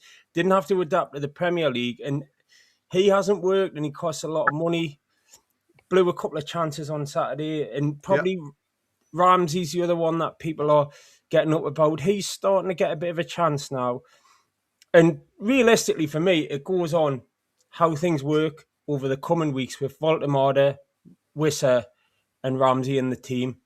Yeah. I've pretty much as good as written Elanga off. But if there's a way of making that front two work, we've got 4 competitions we're still in, and the next month is massive on them. I don't think we'll get past Man City, but if we do, that's huge. Where we end up in the Champions League, and then we need to stay in touch in the league, and we need to keep the FA Cup going because that might be all we've got left going into February. So there's a lot to happen over the coming weeks, and I think the position will be very much clearer once we're through them. Yeah, I agree. It comes to something, doesn't it? When you look at Elanga, he's the 3rd worst player in the Premier League, and as daft it looks, there's only himself and Tonali that have played some part in all 17 games this season. And to think that he's the 3rd worst player in the Premier League, having played or a bit part in some games, I agree, but he's actually been included in the squad in all 17. It just shows you how poor that lad's been, doesn't it? What's the metrics then, Gary, for... I think I think the lowest one is 6 point, and it's average ratings over the period. I think the lowest is 609, and I think Elanga's on 6.15. Do you think though there's something that has to be done with that lad, though, to give him like a little bit of confidence, or either pull him out completely for a little while, or bring him on when we're winning? It doesn't feel fair with him at the minute. There's obviously something there with him. You've seen it when he was at Forest and stuff. He is a good player. We just need to do something to build his confidence up. We have to do something as a unit, or as a management team and as a fan base. I think, because I think the fans sometimes now are beginning to as soon as they see him get on the ball, you're like, oh, Jesus Christ, what's he going to do here? Yeah. So I think everybody needs to just get on board with the lad, and maybe he's given a load of confidence, sort of as soon as he comes on, you cheer on him, and even if he's making mistakes, give him the big cheers and all that, just to build his confidence, because there's something there with him. He is a good player. He just needs something to build him up. Can I ask Mighty Win a question before we sign out? Let me ask you. You're saying you're with Boki, and what you're saying in terms of we need an elite manager to take us forward. I didn't say that at all. No. So what did you say then? You said I agree with Boki. The question Gary asked, he was going to give us a list of headings, but we haven't got past the first one. We're going to say the first one yet, which is always the way. And the first one was tactical awareness. Yeah. So if he learns that and he gets better over time, right? You'll be supporting him. But all I'm saying about Eddie is he has his tactical awareness. In other words, I'm assuming by that you mean game management. Yep.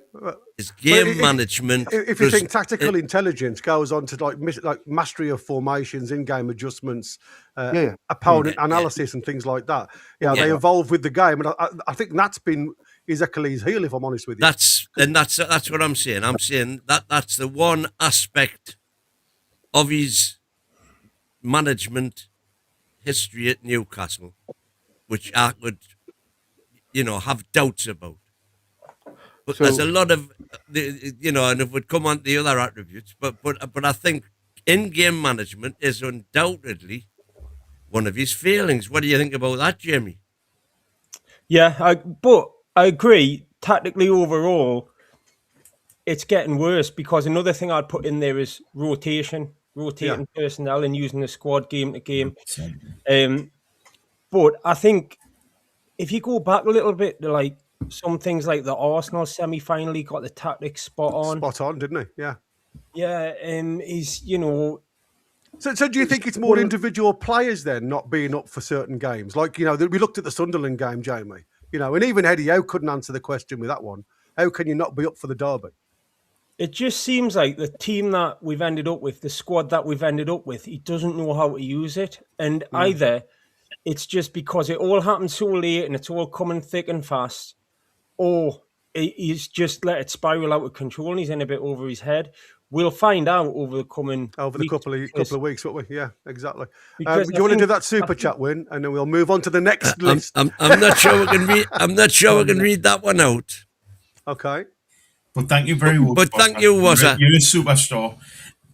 Okay, then his next thing, then, and I think he does tick this box to a degree: leadership and authority. Somebody that commands respect, manages egos, and maintains discipline without losing the dressing room. Now, there's been a lot of questions over the last couple of months, I suppose, especially with the Isaac scenario. And obviously, there's been a lot of questions whether he has lost some of the dressing room with some of his decision-making, especially regarding his favourites. So what's your thoughts on his leadership and authority? Leadership and authority is absolutely first class. He's good at managing players that he wants to manage, and he's good at managing the players that he's brought in that are Eddie Howe type of players. The problem is that he hasn't got anybody in the squad who isn't an Eddie Howe type of player now. So all the guys in there are Eddie Howe players, and he can manage them brilliantly. As Wynne says, he does a great job at it. But what he needs is, as I've said the other night, he needs a maverick in there who isn't an Eddie Howe player, and will be a struggle for him to manage, but somebody who can change a game or doesn't perform to the norm, sort of thing. And that's what we've never seen from him. I think there's been a couple of question marks against him in the past, hasn't there? Especially when he's trying to protect players. I mean, we talk about the Isaac situation, when he told him to go home, he was feeling not very well, and we all knew what was coming down the road, and it all materialised as nothing of the sort. He just wanted to protect him a little bit. And again, for me, Niall's put it in the chat there. I've spoke about the Botman scenario regarding his contract, and we know Asula's not happy. It seems to me a bit more like a seesaw situation with the likes of Asula. We want to keep him, he wants to leave type of situation. and it looks very much now as the seesaw has folded towards him, with a move out in January looking high on the cards.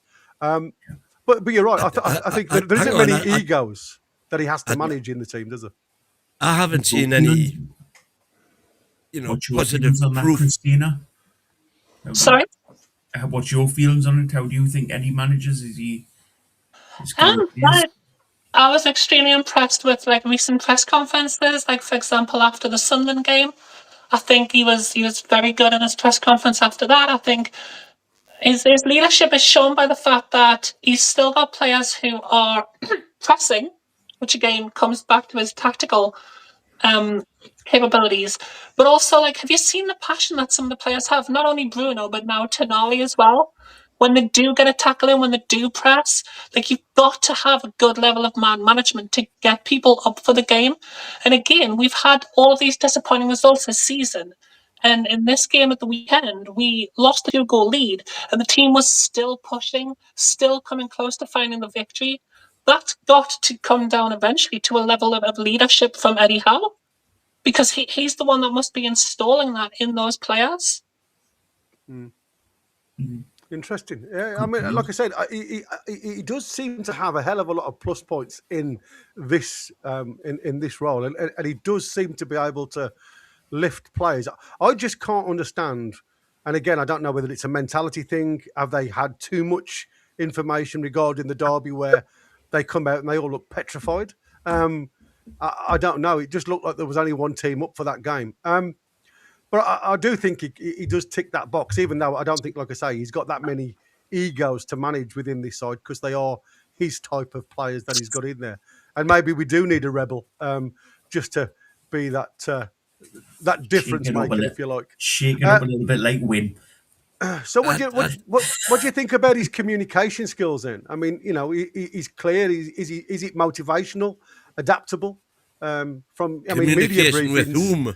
Exactly. His media briefings seem to be, like I say, he's never too high, he's never too low. He seems to come at Mr. Monotone. He has a bit of a laugh and a joke at times, talks about, everyday life and stuff like that.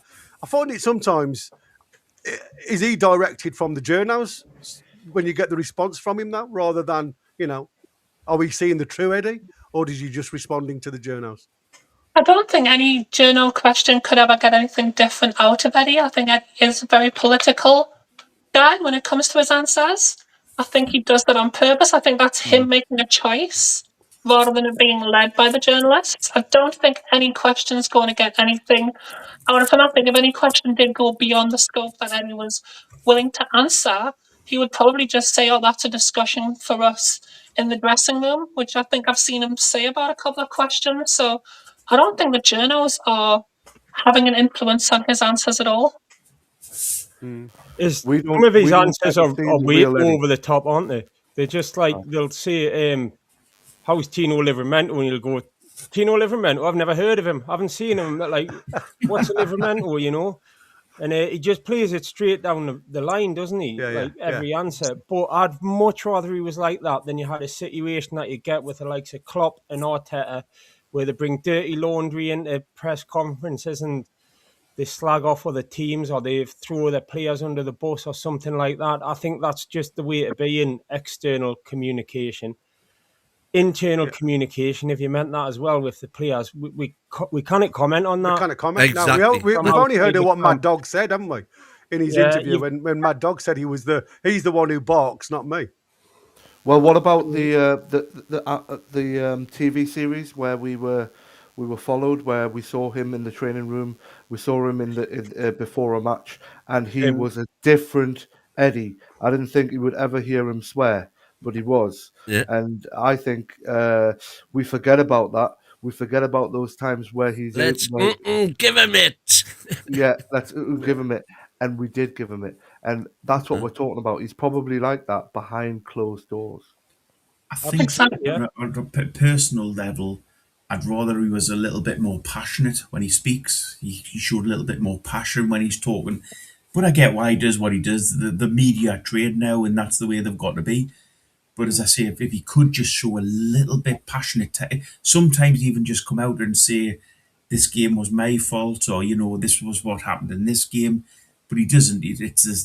I think if we're all honest, we know what Eddie's going to say before he says the words, because he's always going to follow that media line. And I just think sometimes he needs to make it a little bit more personal. But I get why he doesn't do it. It's just not the modern way. Yeah, it's good answer. What was I saying? KG gal, you're a breath of fresh air. Love you loads.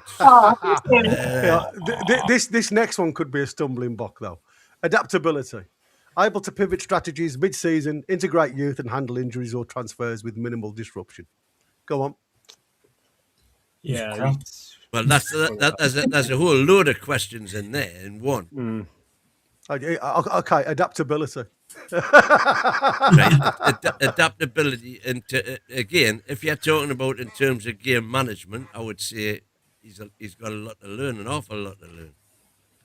But if you're talking about adaptability in terms of being able to pick a squad, pick a team, depending on the opposition, then he's proved you can do that, as Jimmy was just saying before. You know, the Arsenal games last season were a prime example of that.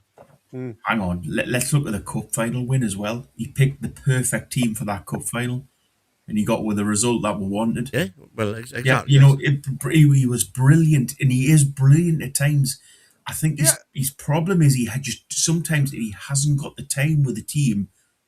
He just doesn't have that. And again, that's one of my reservations about him. That's part of it. Sometimes because we're now playing in so many competitions, he doesn't have that little bit of period with the team to be able to say to them exactly how he wants them to play, and whether it's the team or it's him, but we just don't seem to be able to adapt to that.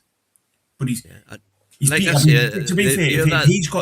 if you give him 5-6 days to set up a team for a game, he's going to be the best manager at doing that for you. He's a great manager at setting up, at having the time with the team, getting them trained up and showing them exactly what he wants. The problem is when there's not that time, and that's the difference between a top-class manager and a manager who can manage a team well. You might want to be careful. I would agree with you there. I would agree with you, Boki. Pulled us up in the comments a little bit. I don't know if everyone saw his comment before saying we're all happy clappers. And his exact word was, the sink is shipping. So if you're going to come on, get it right, Chris, because you sound as short as two thick planks when you see it like that.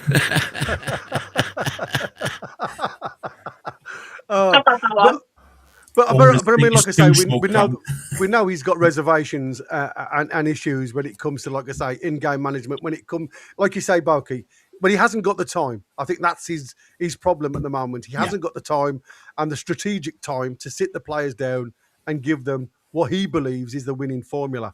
But again, does that come from intelligence from the players as well? Or is it the fact that we've been so one way at a 4-3-3 formation and he's never adapted from that 4-3-3, that is what the players know and that's what they stick to? We have played with that formations, though. What's that, sorry? We've played with three at the back a couple of times. We have, and it's not been very successful. But it's one the Arsenal game. Yeah, let's not just sit here and call Eddie out completely, though. You know, he's a bloody good manager. You know, let's not sit here and call him. This isn't calling Eddie out. None of us have called him out, mate. I'm just saying. No, I was going to say you're right in what you're saying. He's got flaws, and some of his flaws are the things that'll stop him and us getting to the next level. It's not being nasty about the guy. He's been great forward. He's brilliant manager. No, he'll go on and have a fantastic career, but I just don't think he's the next man to get us to the level that we want to be at. We'll throw Tony's in there, buddy. You're muted, Win. You're muted. Phoenix Windows awaits. Is it Howe or is it the player's inability to change tactics? Yeah, exactly. It can be and both ways. Was I just like, why is Boki got a shirt on me, Lord? Instead of a cardigan. He's got the heating on tonight. Okay. I'll answer that. You've been down the quayside today, Boki. Do you know what, mate? I wish I had. I've been somewhere that I'll not discuss on the channel, but yeah, it's not been nice. Not a nice day. Okay. Sorry? I said, oh, bless. I wish I'd never been mean to you now. I know. No. You know, keep the positive. It's Christmas. Keep the positivity up. But yeah. So we go on to the next one then. So we know he's got flaws in that area. Emotional intelligence, reading moods, managing pressure, and knowing when to push or protect players. I think sometimes he can be overprotective, but that's just my opinion. What's your thoughts, guys? He should be. Good at that. He should be. He should protect the players. Okay, fair enough. You're talking about if he's going to select the same players over and over again and show that loyalty, and then you've got being overprotective. Calling out players doesn't look good. Look at Pep Guardiola walking on the pitch and calling out Jack Grealish last season, was it? And then giving him having a big argument. And then you've got the likes of people that just throw players under the bus. Being protective over his players is one thing, but I guarantee you, behind closed scenes, he is going to be shouting and cursing at them, saying, you were crap there, you were crap there. But he's not airing that out in the public, which is why he's such a good manager. That's my point done. I agree. Excellent. I'm sure we don't see the Eddie Howe behind the scenes. Well, I think the only thing I can say for him on that one, we've seen how easy it is for certain individuals, and I go with Miley.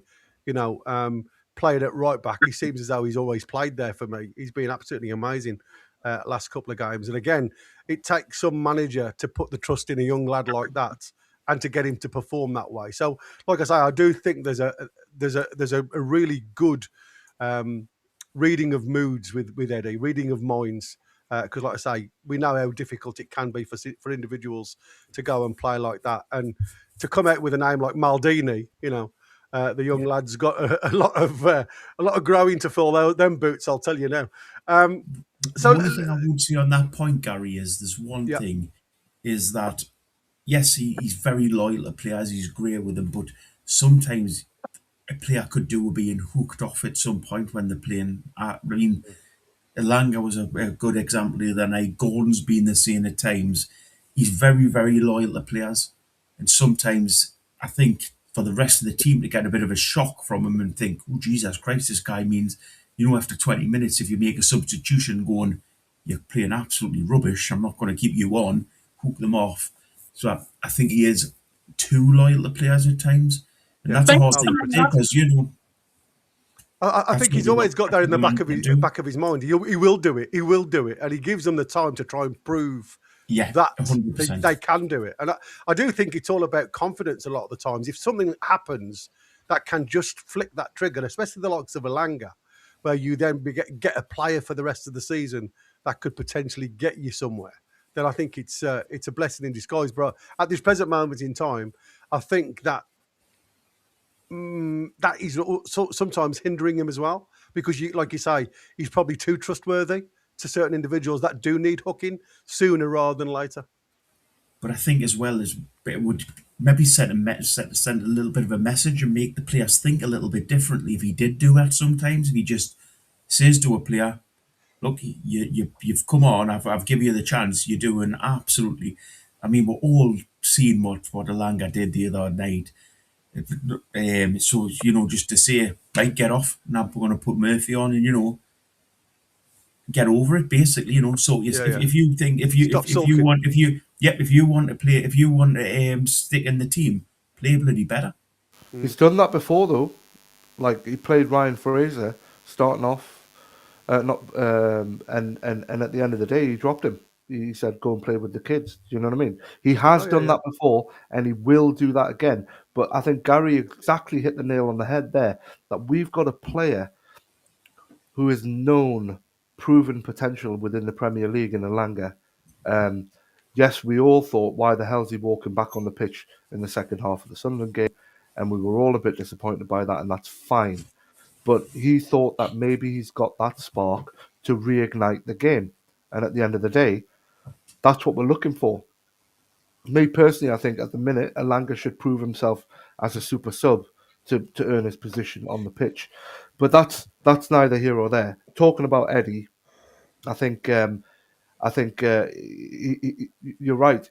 There are decisions that are made by Eddie that we criticise, but we don't know the exact extent behind why we're criticising it. So some of us will be like, "Oh man, why has he come back on the pitch?" I was one of them. And one of maybe 999,000 out of 10,000. Sorry, 9,000. You know what I meant. Saying the same thing, but he obviously had a plan. The sink shipping.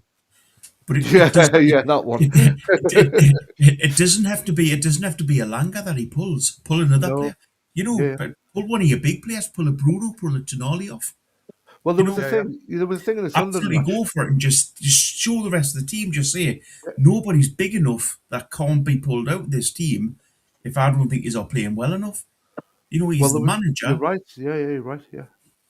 There was a thing in the Sunderland match. Gordon suddenly kicked alive, and he took a couple of players on the left, and then went cut in, and then that was his last touch of the game. He got subbed, but it's kind of like what he's trying to think. He's thinking, are these players going to get, is anyone on the pitch going to give us that one oomph that we need? Do you know what I mean? Mm. Mm-hmm. Yeah, it's interesting.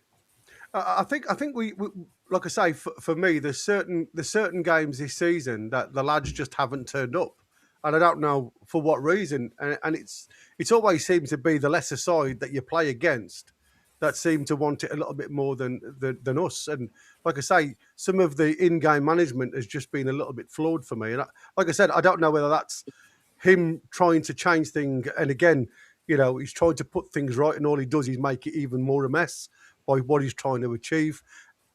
There's no answer to it. And that's why I think there's a lot of players now, that are on the happy clapper side, and a lot of players now, a lot of supporters now that are Eddie out. So, again, it's a difficult one to choose. But the one thing for me, and this does come massively under the elite bracket as a manager or coach, is vision and philosophy. They imprint a style, whether it's gegenpressing or tiki-taka. And again, tiki-taka for me is one of those, unless you've got Xavi and Messi on your team, I think a lot of teams should stay well away from. Have you got a pragmatic counter-attack? Are you full pressing? I mean, I think Eddie Howe has done that to a degree. And again, I think the problem with Eddie Howe, he's got a team now that's in between two tactics. And I don't know which one they know what to do with sometimes. I think they go sometimes too heavy pressing. Sometimes they go too defensive. And there's no in between for me. Because you don't have to go all the way to the edge of your own 18-yard box to defend a ball. You can still be in the middle of the park and still defend the ball and still challenge for it. I think sometimes we give far too much ground up in the middle of the park for teams to play in front of us. But what's your thoughts on the vision and philosophy side of things? I think the bloke below me is the best one for this question, isn't he? He knows the most. Am I below you? You're below us, mate. I didn't mean that in a derogatory way. In the pecking order. In a university challenge sort of way. There you go. You're above us. Now I'm really confused. I've got the bell head now, haven't I? That's all I wanted rid of, mate. Oh, hey, look at that. Jamie's gone up there and was I saying, give me father a pint. Cheers, Jamie. So I think it does feel like a little bit like what I said before, whereby the vision worked when we had that gegenpress, as you call it, like the high press.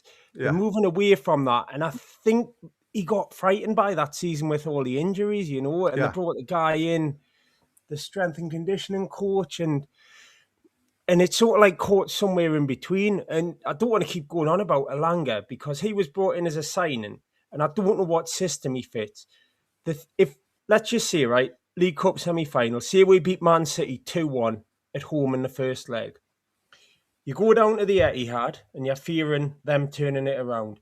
I'd say you play your three centre-halves, you play Elanga very deep, and you say to whoever's in goal, try and get him the ball every time the defenders, get the ball to him, he picks it up deep and he goes other end of the pitch, like Bayer Leverkusen did to us. Yeah, exactly. That's what he was brilliant at Nottingham Forest. Do you remember that goal he scored against Man United? Man U. If he can replicate that on Friday, but it was like goal of the season contender. It started practically in the Forest penalty area. And it's like, that's a system he fits. And it's kind of, so you've got a bit of him, a bit of Walter Marder, who I don't care how much short as two thick planks compares him to Harry Kane. He's basically like someone who should play with another striker, isn't he? Yeah, he's a hybrid. But bear in mind, when we're saying the Langer, we had Isaac at the time. That's potentially the thing, isn't it? Because like, was he bought to play with Isaac and now he's just a bit of a loose end? So I think you've got a few bits of like a few teams, you know? Yeah. It's you're absolutely right. Man United, there's a bit of Van Gaal's team there and a bit of Mourinho's and a bit of Ten Hag's, and that's why they don't work. And has Eddie Howe sort of done that himself? So vision-wise, in a roundabout way, I think he still wants to play 4-3-3 high pressing. He can't, and all of a sudden you've got Joe Linton's getting a bit injury-prone, a bit old, and Trippier's not a regular starter anymore, and you've got all these players in who don't fit that system, and that's the crux of it. And as I say, the challenge is, now that Wissa's fit, can he make it work? Wissa and Voltemade up front with whatever system. I think it's a huge couple of months. Get that sorted. Anybody else want to add anything to what James said? Adam Roy, hello Adam, I'm seeing you before, and he's saying Eddie is excellent 1 game a week. Eddie is below average with 2 games a week. We can't play 100-mile-an-hour football with fixture congestion, and I agree with that. I'm saying, I'll just qualify that. You can, if you've got the big enough quality squad. You can't play that. Can I do one thing? Win best squad ever. Well, it is the best squad ever. Doesn't mean it's good enough. Well, we're gonna tick the box in a minute, just to say, like, you know, if he's going to succeed and take us to the promised land, I think there's still a hell of a lot of support that's needed to be given. You know, you got to think of, you know, supportive ownership. He's had supportive ownership. He's had money. I think what we've struggled with in recent years is obviously PSR against us and everything else. But the one thing that I always question is Eddie's backroom staff. Has Eddie got the right backroom staff? Because obviously a lot of them have moved around with him. They understand what failure feels like. And that was the words that Eddie said. They understand what failure feels like. So they'll do everything to work against that and go forward. That doesn't always get you out of jail, though, when you've failed before.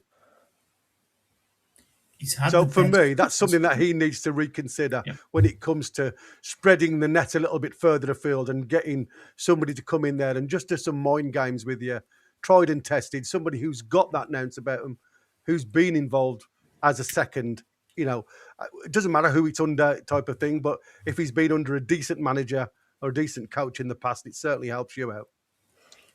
Sorry, Christina. No, go on. No, you go.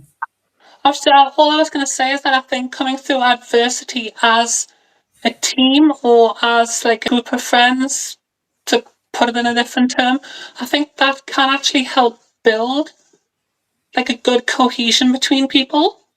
So I can see his thought on the fact that we've been through a lot together with this staff. Changing it might like take something away from that, but at the same time I can see the idea of, okay, somebody coming in with fresh ideas might be exactly what we need. So I'm very much on the fence with that one, sorry. No, how about we bring Mourinho in as his number 2? I take that. Absolutely. I'm not on the fence with this one. Eddie a couple of months ago could have saved himself and his job by bringing somebody else in to be his number 2, or, you know, freshen up that full the full team that he's got around him. But he's not done it, and we've gone. Everybody can say we've gone stagnant in regards to the coach and staff. The players have gone stagnant. Coach and staff are the same.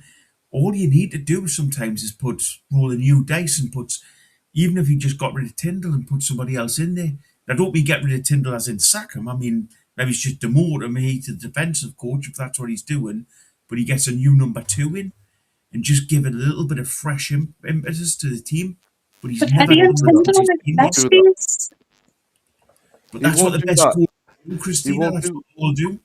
All. If you look at the best coaches, they all develop and change not only the team but their coaching squad as well.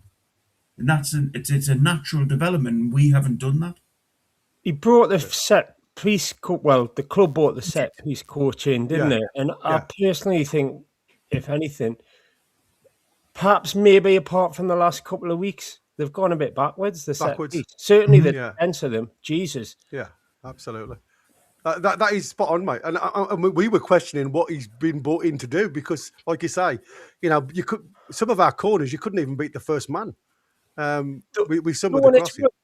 The ones that have worked is when they've just lumped it to the front post and they've all attacked it. Yeah. 4 goals from that, and whenever it goes anywhere else, taking shorties and stuff like that, it's just been a sham. But isn't that literally just taking what Arsenal have been doing for a couple of seasons now? Because a lot of the Premier League clubs now seem to be doing that, attacking the front post from the back. But I still can't understand why they don't leave one body out there for that ball, kicker that always seems to take a little bit more juice on it and throw it to the back stick when everybody's gone to the forward post. It's like, what are you doing?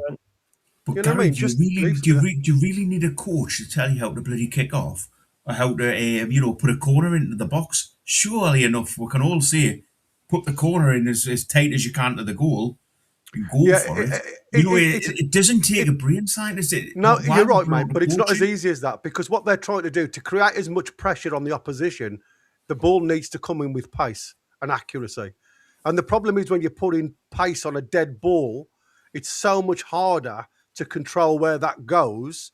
And especially when if you look at the difference between when Tonali takes a free kick, a corner kick, or Bruno takes a corner kick, to when the likes of Hall takes a corner kick on the other side.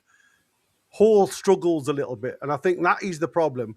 He'll get probably 1 out of 5 right in the right area. And I think when you're looking at corners as being, again, one of those areas that seems to be where this coach seems to be working on a lot of the time, certainly not working very well as a defensive unit, but it certainly seems to be proven on the attacking motion. But I still think there's still a hell of a lot to work on. The thing, I think we've brought this up before, but I've just got to say it because it pisses me off so much. But when we are defending a corner and you've got like Elanga and Gordon, players with that pace on the pitch, why not leave one of them on the halfway line? Both of them, mate, 100%. We've all been crying out for it, mate. I can't understand it. If you leave those 2 players on the half on the centre circle, they've got to take 4 players back. Yeah. You'll have to leave the whole back 4. If those 4 Muppets, and Christina can see this, why the hell can't the coaching staff at the club? Well, but not just at Newcastle. This is any team. I was being nice to you there, Christina. I was like, what are you doing, Christina? I can see it. The thing is, Boxy, we have changed the board. Yeah, Alan Thompson here, look. He's saying, I thought Ryan Bokey were part of Eddie Howe's backroom staff for Sunderland game. Tell me if I'm wrong, Gary. I think you were just slightly wrong, but they could have been there somewhere. I mean, like I say, I still think Eddie Howe has probably got problems in the backroom staff that aren't supporting him. And again, you talk about the next part of this quid where he needs support. Recruitment alignment, I think, and I'm hoping Ross Wilson now coming on and taking the helm. And again, we talk of what Eddie Howe or Newcastle, whoever's brought them in, they've made some half-decent decisions in the past. This window's been a little bit unnervy, if I'm honest with you.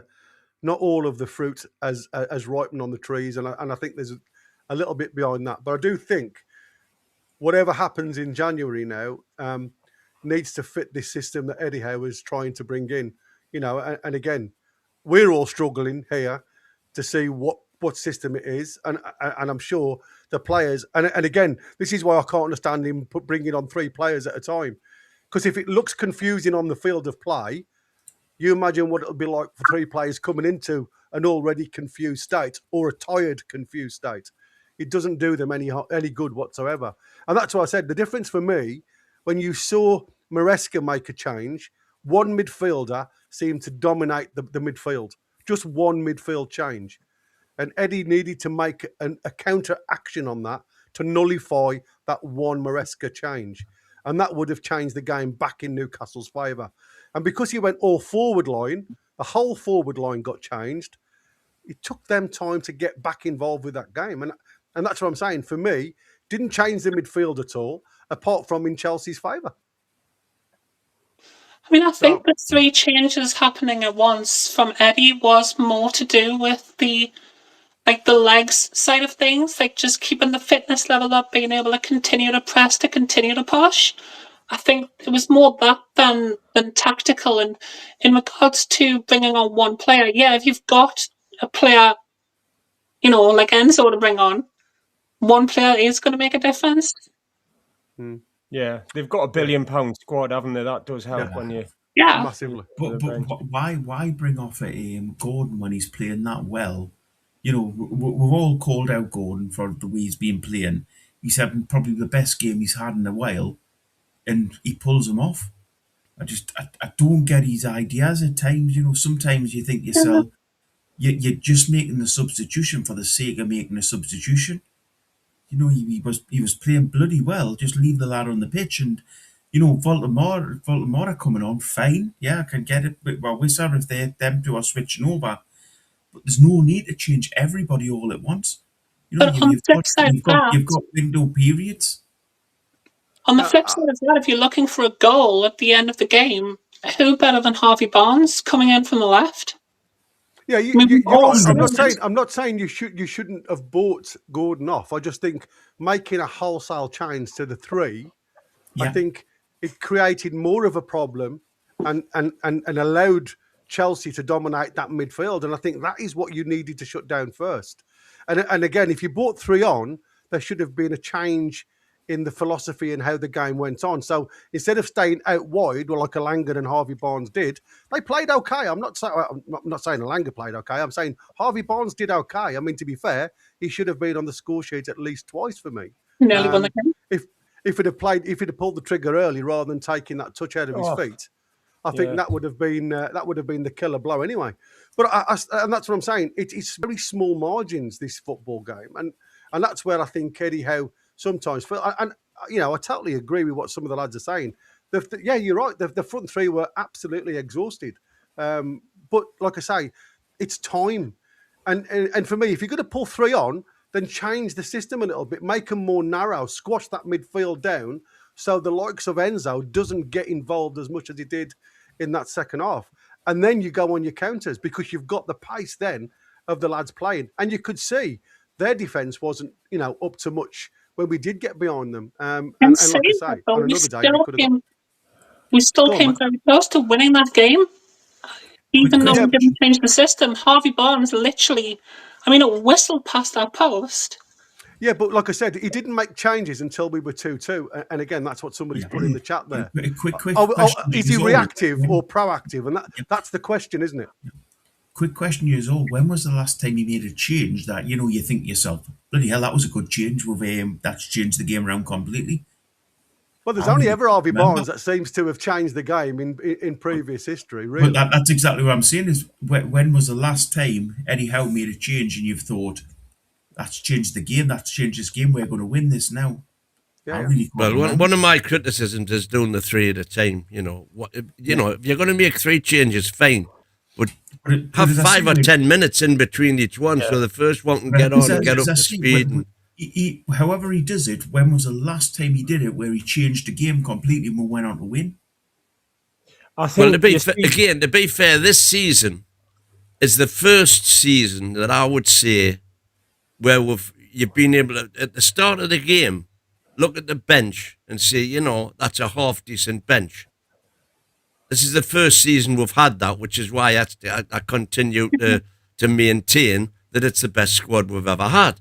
I agree with that. And so the players are there. But again, when was the last time he made a change to the team that got a win, or made but you're asking for to get a sample out of 10 games. I'm just asking a simple question. It was very close when Bruno came on. Not a sample of games, not anything like that. When was the last time he made a change that changed the game's result, or went on more positive? We haven't come from behind to get anything this season. I'm just trying to think It's impossible. I'm not trying to get you guys out here, because it's an impossible question to answer, because he hasn't done it this season, and you're probably looking back to a long time ago since he has done it. Because I think, going to Christina's point about Barnes nearly winning the game, I think there's a danger of over-analysing Saturday's game, because we had the better of play. It was a good performance. It was. Barnes puts that side of the post. It was destroyed by poor officiating. We should have had a penalty on Gordon. Voltimari put one just past the post. Alanga could have squared one to Wissa in the centre. There was the Barnes chance at the end, ample chances against the world champions. And I think in isolation, you've got to say that was a good game. Fair enough. It's just in the context of the season, because we keep dropping. Yeah, I'm saying, Jimmy, you probably missed at the start. At the start, what I said was, I don't class Saturday's game as similar to the other games that we've been in front and lost, because it wasn't like we sat back on a 2-0 lead and we were still going the whole game, throughout the game. Just Chelsea improved in the second half.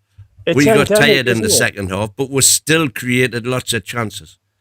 It's endemic, because my mate said, on last night reading our show, and Simon said, if we play like that, we'll beat Man United, because Bruno Fernandes out, players at the AFCON, will beat Man United. And I think everyone would agree with that. But you just don't know when the Sunderland performance is coming out, the Brentford performance. That's the thing.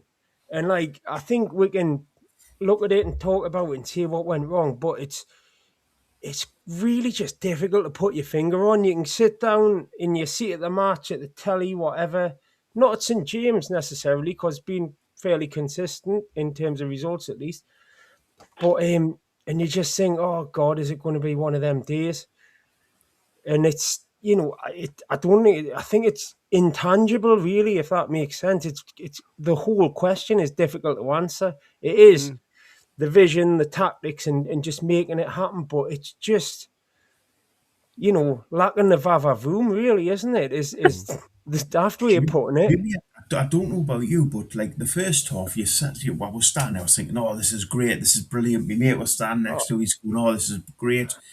And then so the second half came, and as soon as we came out in the second half, we looked at each other and went, this is going the same way as everything else, we haven't turned up again for the second half. It wasn't as bad as it has, but this isn't an excuse, because it wasn't as bad as it has been, but you felt it in your bones that exactly what was going to happen in the second half. I don't know what you felt, mate, but I felt... I'll tell you exactly, it's a true story. I heard a stat that the Sunderland goal, the Voltimari one goal, was the third time we'd conceded in the first minute back of the second half. Yeah. I think Liverpool and I forget what the other one was, Marseille. And I was sat, from my seat, I can see the clock in the corner, and I was watching it thinking, just get 46 minutes. And they did. And then he scored on 48, and it's becoming a self-fulfilling prophecy, isn't it? You're thinking, when it come to 80 minutes and it was 2-2, and you're thinking, right, we're entering shotgun to the foot territory here, aren't we? Yeah. Kicking the balls territory. But it's true what they say, though, isn't it? Goals do change games. And I think that is, like I said, for me, that is where the changes needed to happen. As soon as that goal went in, it needed something to change just to G us up a little bit. Because, again, we all know that mentally it's a kick in the backside when you've played so well And yet, I didn't even think it was an actual foul by Ramsey, if I'm honest with you, on Palmer when he awarded the free kick. But, like I said, it was a quality free kick. I mean, I'm not going to give anything away from Reece James. It really was a worldie.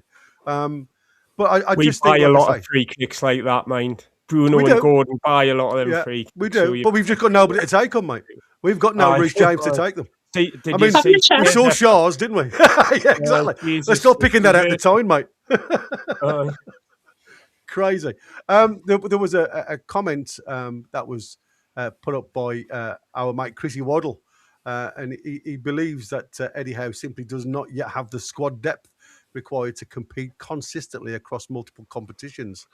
Waddle said he probably needs another 6 or 7 top quality players, and that's not easy. It takes time and it takes money. Until that happens, Newcastle will continue to find it difficult to compete consistently on all fronts. Agree or disagree? Not 6 or 7. Not 6 or 7. Yeah, I was about to say the same thing. I think he's got a good point. We definitely need a bigger squad depth. I'm not sure we're 6 or 7 players off it, though. You look across the squad, we're doubled up in about every position. There's not many positions where you couldn't see, there's like a first-team regular or a first-team player that can go into that position. And they might not be the best. They might not be the ones that you'd want to come in, but we do have sort of squad depth across it. So I kind of disagree with that a little bit. I think maybe it's 2 or 3 players we need in, but not 6 or 7. Definitely not. I think in regards to being able to change the formation or the tactics, I think different players would be needed before we could start looking at that seriously. Like, for example, in certain games, like at the weekend, for example, if we had an anchor midfielder, maybe that would have helped to have dealt with Enzo a bit better, but we don't have that player. Well, there's talks now about Ruben Neves, isn't there? Yeah. Would you go for Ruben Neves? No? We do have players that can play in positions. It's just they never get a chance because we never change formation. As you said before, the only thing we ever do is go from a 3 at the back to a 3 in midfield. That's the only change he's ever made. He's never ever really made a complete change at the start of a game. So he never went 4-4-2 or 3-4-3 or anything like that. He's just got such a set formation that he wants to play, and that's the way we play every game. And that's not a bad thing necessarily, but that's just the way Eddie is. When we looked at the squad at the start of the season as well, I agree with Derek, it's probably the best squad we've ever had, but I think we've got to have the reality that some players that have been outstanding for us in the past few years are waning. If that squad, if you had 2023 Joelin and 2023 Nick Pope, a fully fit Sven Botman, on loan Joe Willock, and a 30-year-old Kieran Trippier, that squad levels go right up. And maybe we need the problem is I've just named 5 blokes here, so Chris Waddle might very well be right actually. Yeah. If you could upgrade all of them and add another central midfielder and a third striker, then there is talk of five players potentially going out, and virtually I think that you've named all of them going out in January. So it'll be an interesting one. I've just seen this one come in. I haven't read this one yet, so just bear with me a second because this is. What was I saying? We've done better than Man City did in their first 4 years. That's very true. So according to the Chronicle, and they had unlimited funding. There is no contract extension on the table for Trippier, nor is there a clause in his current deal that can be triggered. So it looks like Trippier's on a free in the summer. I think what we'll all have to say is with Trippier, thank you very much. He's been amazing since he got here. Well, he's the one that started the ball rolling. He's the one that came in. And he's on my Mount Rushmore. Yeah. He's been brilliant, and I think there's a lot of players that we'll just have to do this with, but we'll have to start.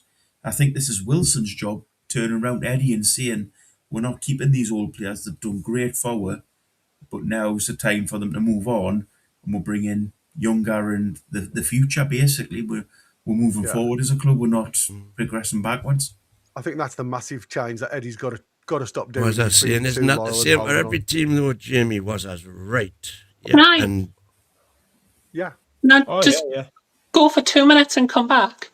course you can. I come from Barcelona. I come back. That's Wynn's doing jokes here from a 70s sitcom called Faulty Towers that probably no one listening will have heard of. Manuel. Yeah, absolutely. Does he remind you of the Major and Jamie? I used to love the Major. Quality. I thought you were going to say Manuel then. I'm going to say no, he doesn't remind me of Manuel. He ain't got a deep enough tan. He needs a little bit more under that sunbed, kid. Do you guys not think the Ruben Neves would be a good shout then for that 6 role? Is it a long-term option though? Well, he wants to come back to the Premiership, and there's 2 teams looking at him. He's 28. Yeah, I think he'd probably cost a decent whack coming from Saudi, wouldn't he? So I don't think so. I think he's a good player. I just think he's in the wrong time frame. But he is the type of player we need. Yeah, he's definitely the type of player we need. As I pointed out the other night, which Wind called us out for, but I think he thinks I'm right now with the amount of Premier League players that we've signed, that were the percentage-wise. I think now we need to start looking at their leagues. We need to start, looking towards, bringing in players who aren't Premier League proven and giving them a chance and bringing them in. Because you cannot just keep going the way we are, where you're spending all your money on Premier League proven players. Because not only do you pay more for them, you pay them more wages as well. Well, on the basis that we've proven to be incapable of luring the top Prem players of our choice to the club, yeah, I think you're probably right. We've got to find players that nobody else is interested in. To be fair, according to the reports, Neves is available for 15 million. Yeah. I thought it was a free, actually. Yeah, there's nothing wrong with the reason why we've done it in the past of bringing Premier League players in. I get Eddie's point in doing that in regards to getting the squad to where we are now. But I think at this point, we now need to start looking further afield and bringing in them players that aren't Premier League proven and can improve the squad in a different way. Do you think we will see big moves in January? Because there's 2 reasons I think why that shouldn't happen.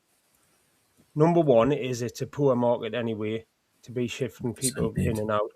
But number 2 is, right, if you think, if you'd say Eddie Howe is effectively kind of on trial this season, because if the season is many, many more examples of Brentford, Sunderland, West Ham, etc., chucking away Leeds, and if we don't win a cup and we don't qualify for Europe, that's a failure. That's a failure of a season after the money spent, and they might want to make a change. And whilst we've got money to spend off selling Isaac and other things, you don't want to give it to a manager to spend it all in January, who maybe won't be there in the summer. So I wouldn't be surprised if January's buys are either project players who the club are seeing and Wilson saying, let's get him in, like the Brazilian kid, Alan. Yeah, there's Alan, and there's another one that's coming, Danilo, from Gremio. He's a 17-year-old wonder kid, isn't he? There's been reports out there. Do you think they're likely? Are they sounding pretty done? So, it's like Jamie, you're 100% right there. Just quickly on Jamie's point, he's 100% right. And that's a professional thing that a club should be doing, that at the point where we're at now. As you say, don't allow a manager to spend a load of money on players if you're not quite sure he's going to be there. I think that's the issue, though, isn't it? This is that time of year where you can't really say anything's viable, because we get connected and linked with so many players because who our owners are. It's ridiculous. And you're quite right. There's very few players that are available in January of the type of players that could change things around. So for me, anybody that comes through the door is going to be a project.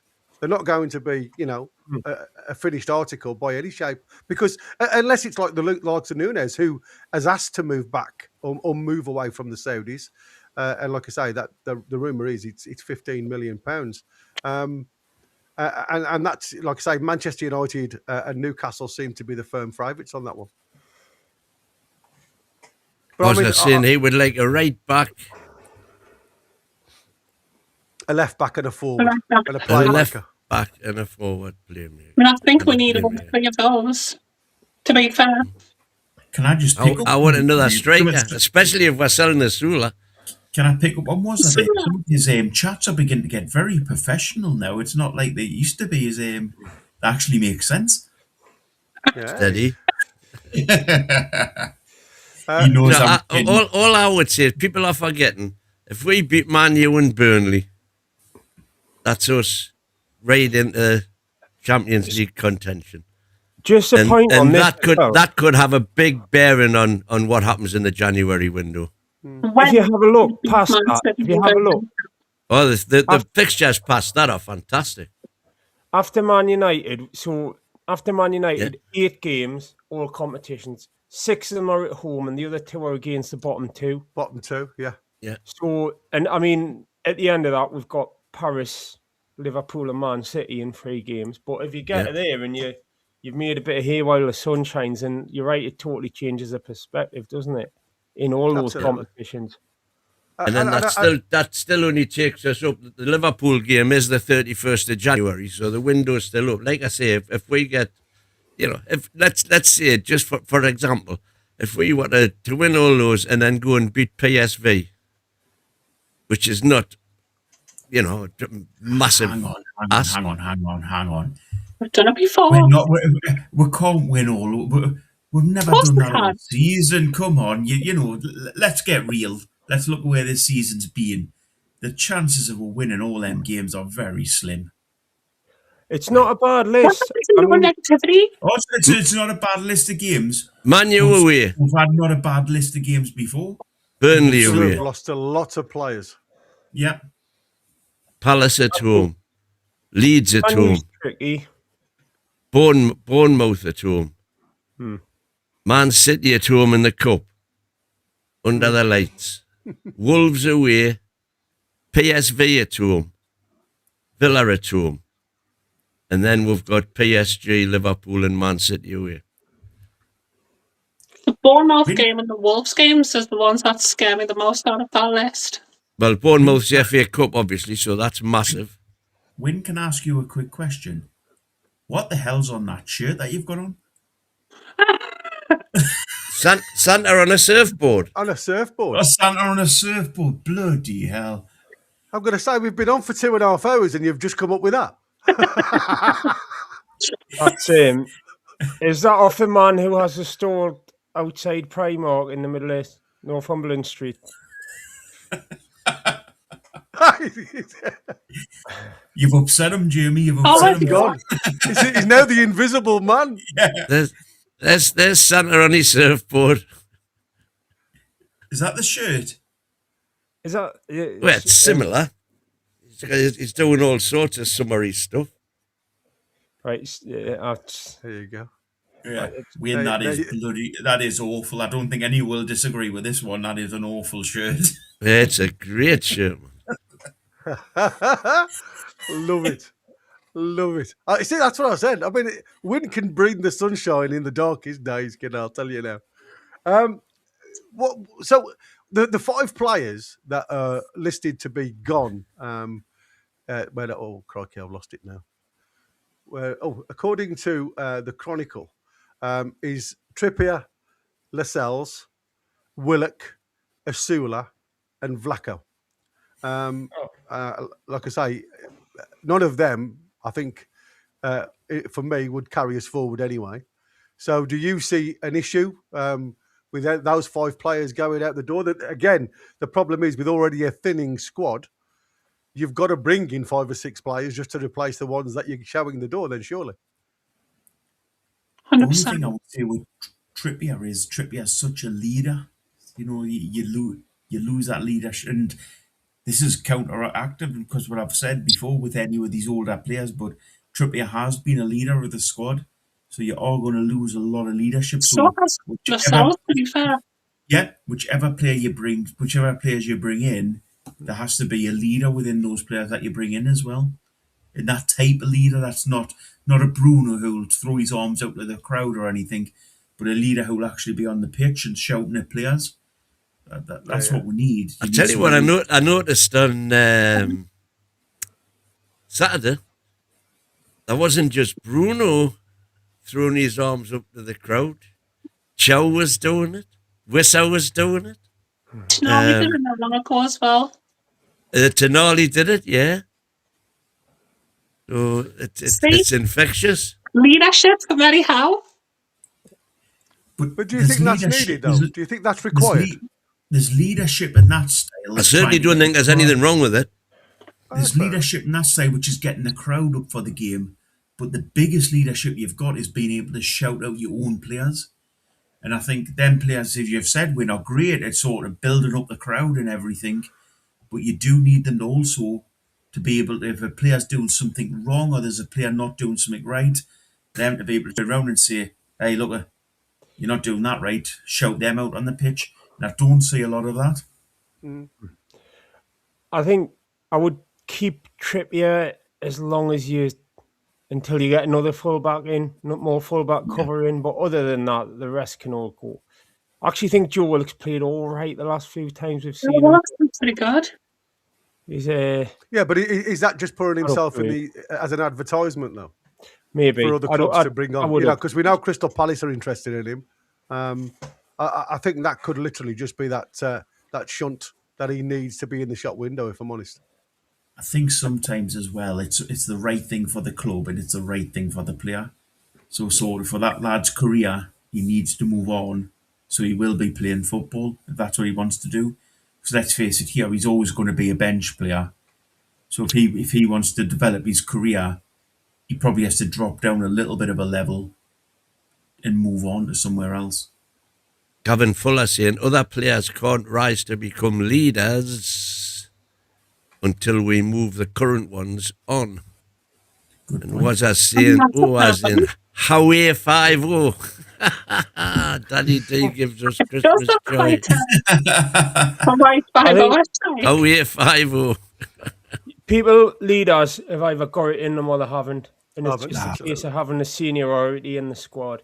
So there might be people in there who, if Miley gets a bit more mature, it might be in him. But maybe, I can't really think of many actually who seem to have it about them.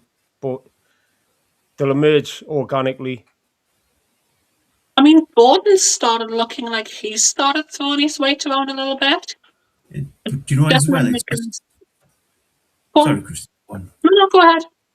I don't think there's anything wrong with a player not being a leader either.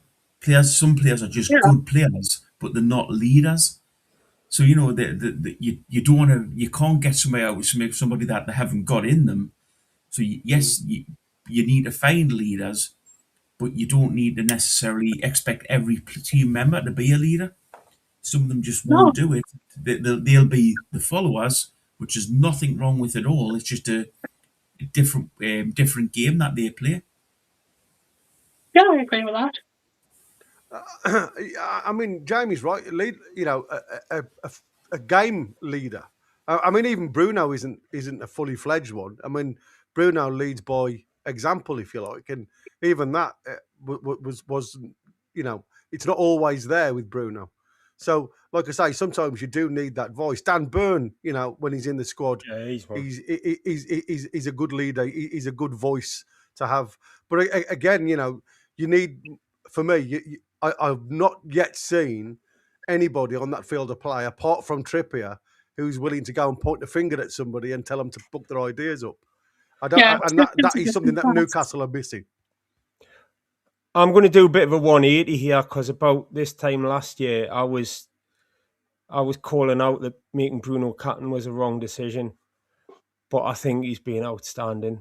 I mean, you've got to think, there's a bloke here, he's never missed a game for us. Yeah. And you hear him talk, you saw the emotion coming out of him after the Sunderland game. He's just living and breathing it for the shirt. He was the only one for me to come out of the Sunderland game with anything approaching any credit. And I think he's been an outstanding player this year. He's been an outstanding captain and he's an outstanding representative of the club. And he's maybe not the sort of kind of general at the back, centre-half type Bobby Moore captain that we think of when we think of a captain. But I think he's been a brilliant skipper.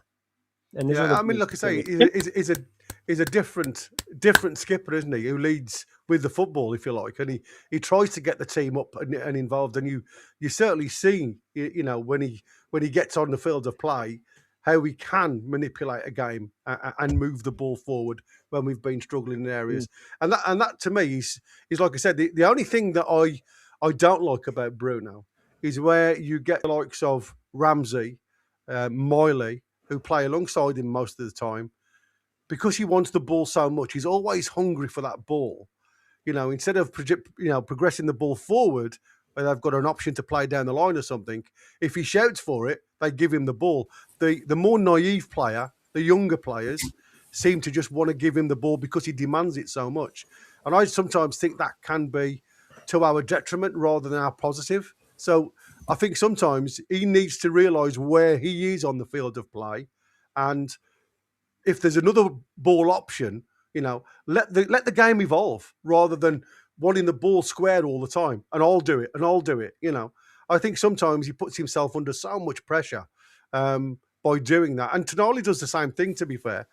As you saw the other day, Tonali, the three of them in midfield, and bless him, the bloke who only gave the ball away 4 times only had 34 touches.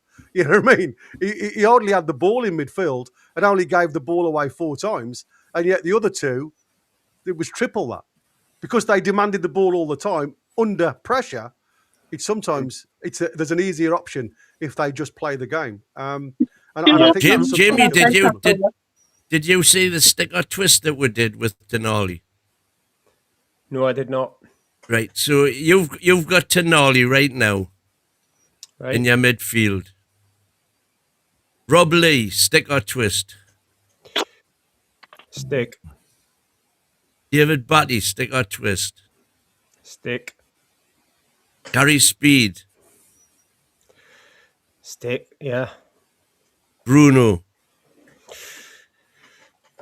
Right now, twist. You're exactly the same as me. You're exactly the same as me.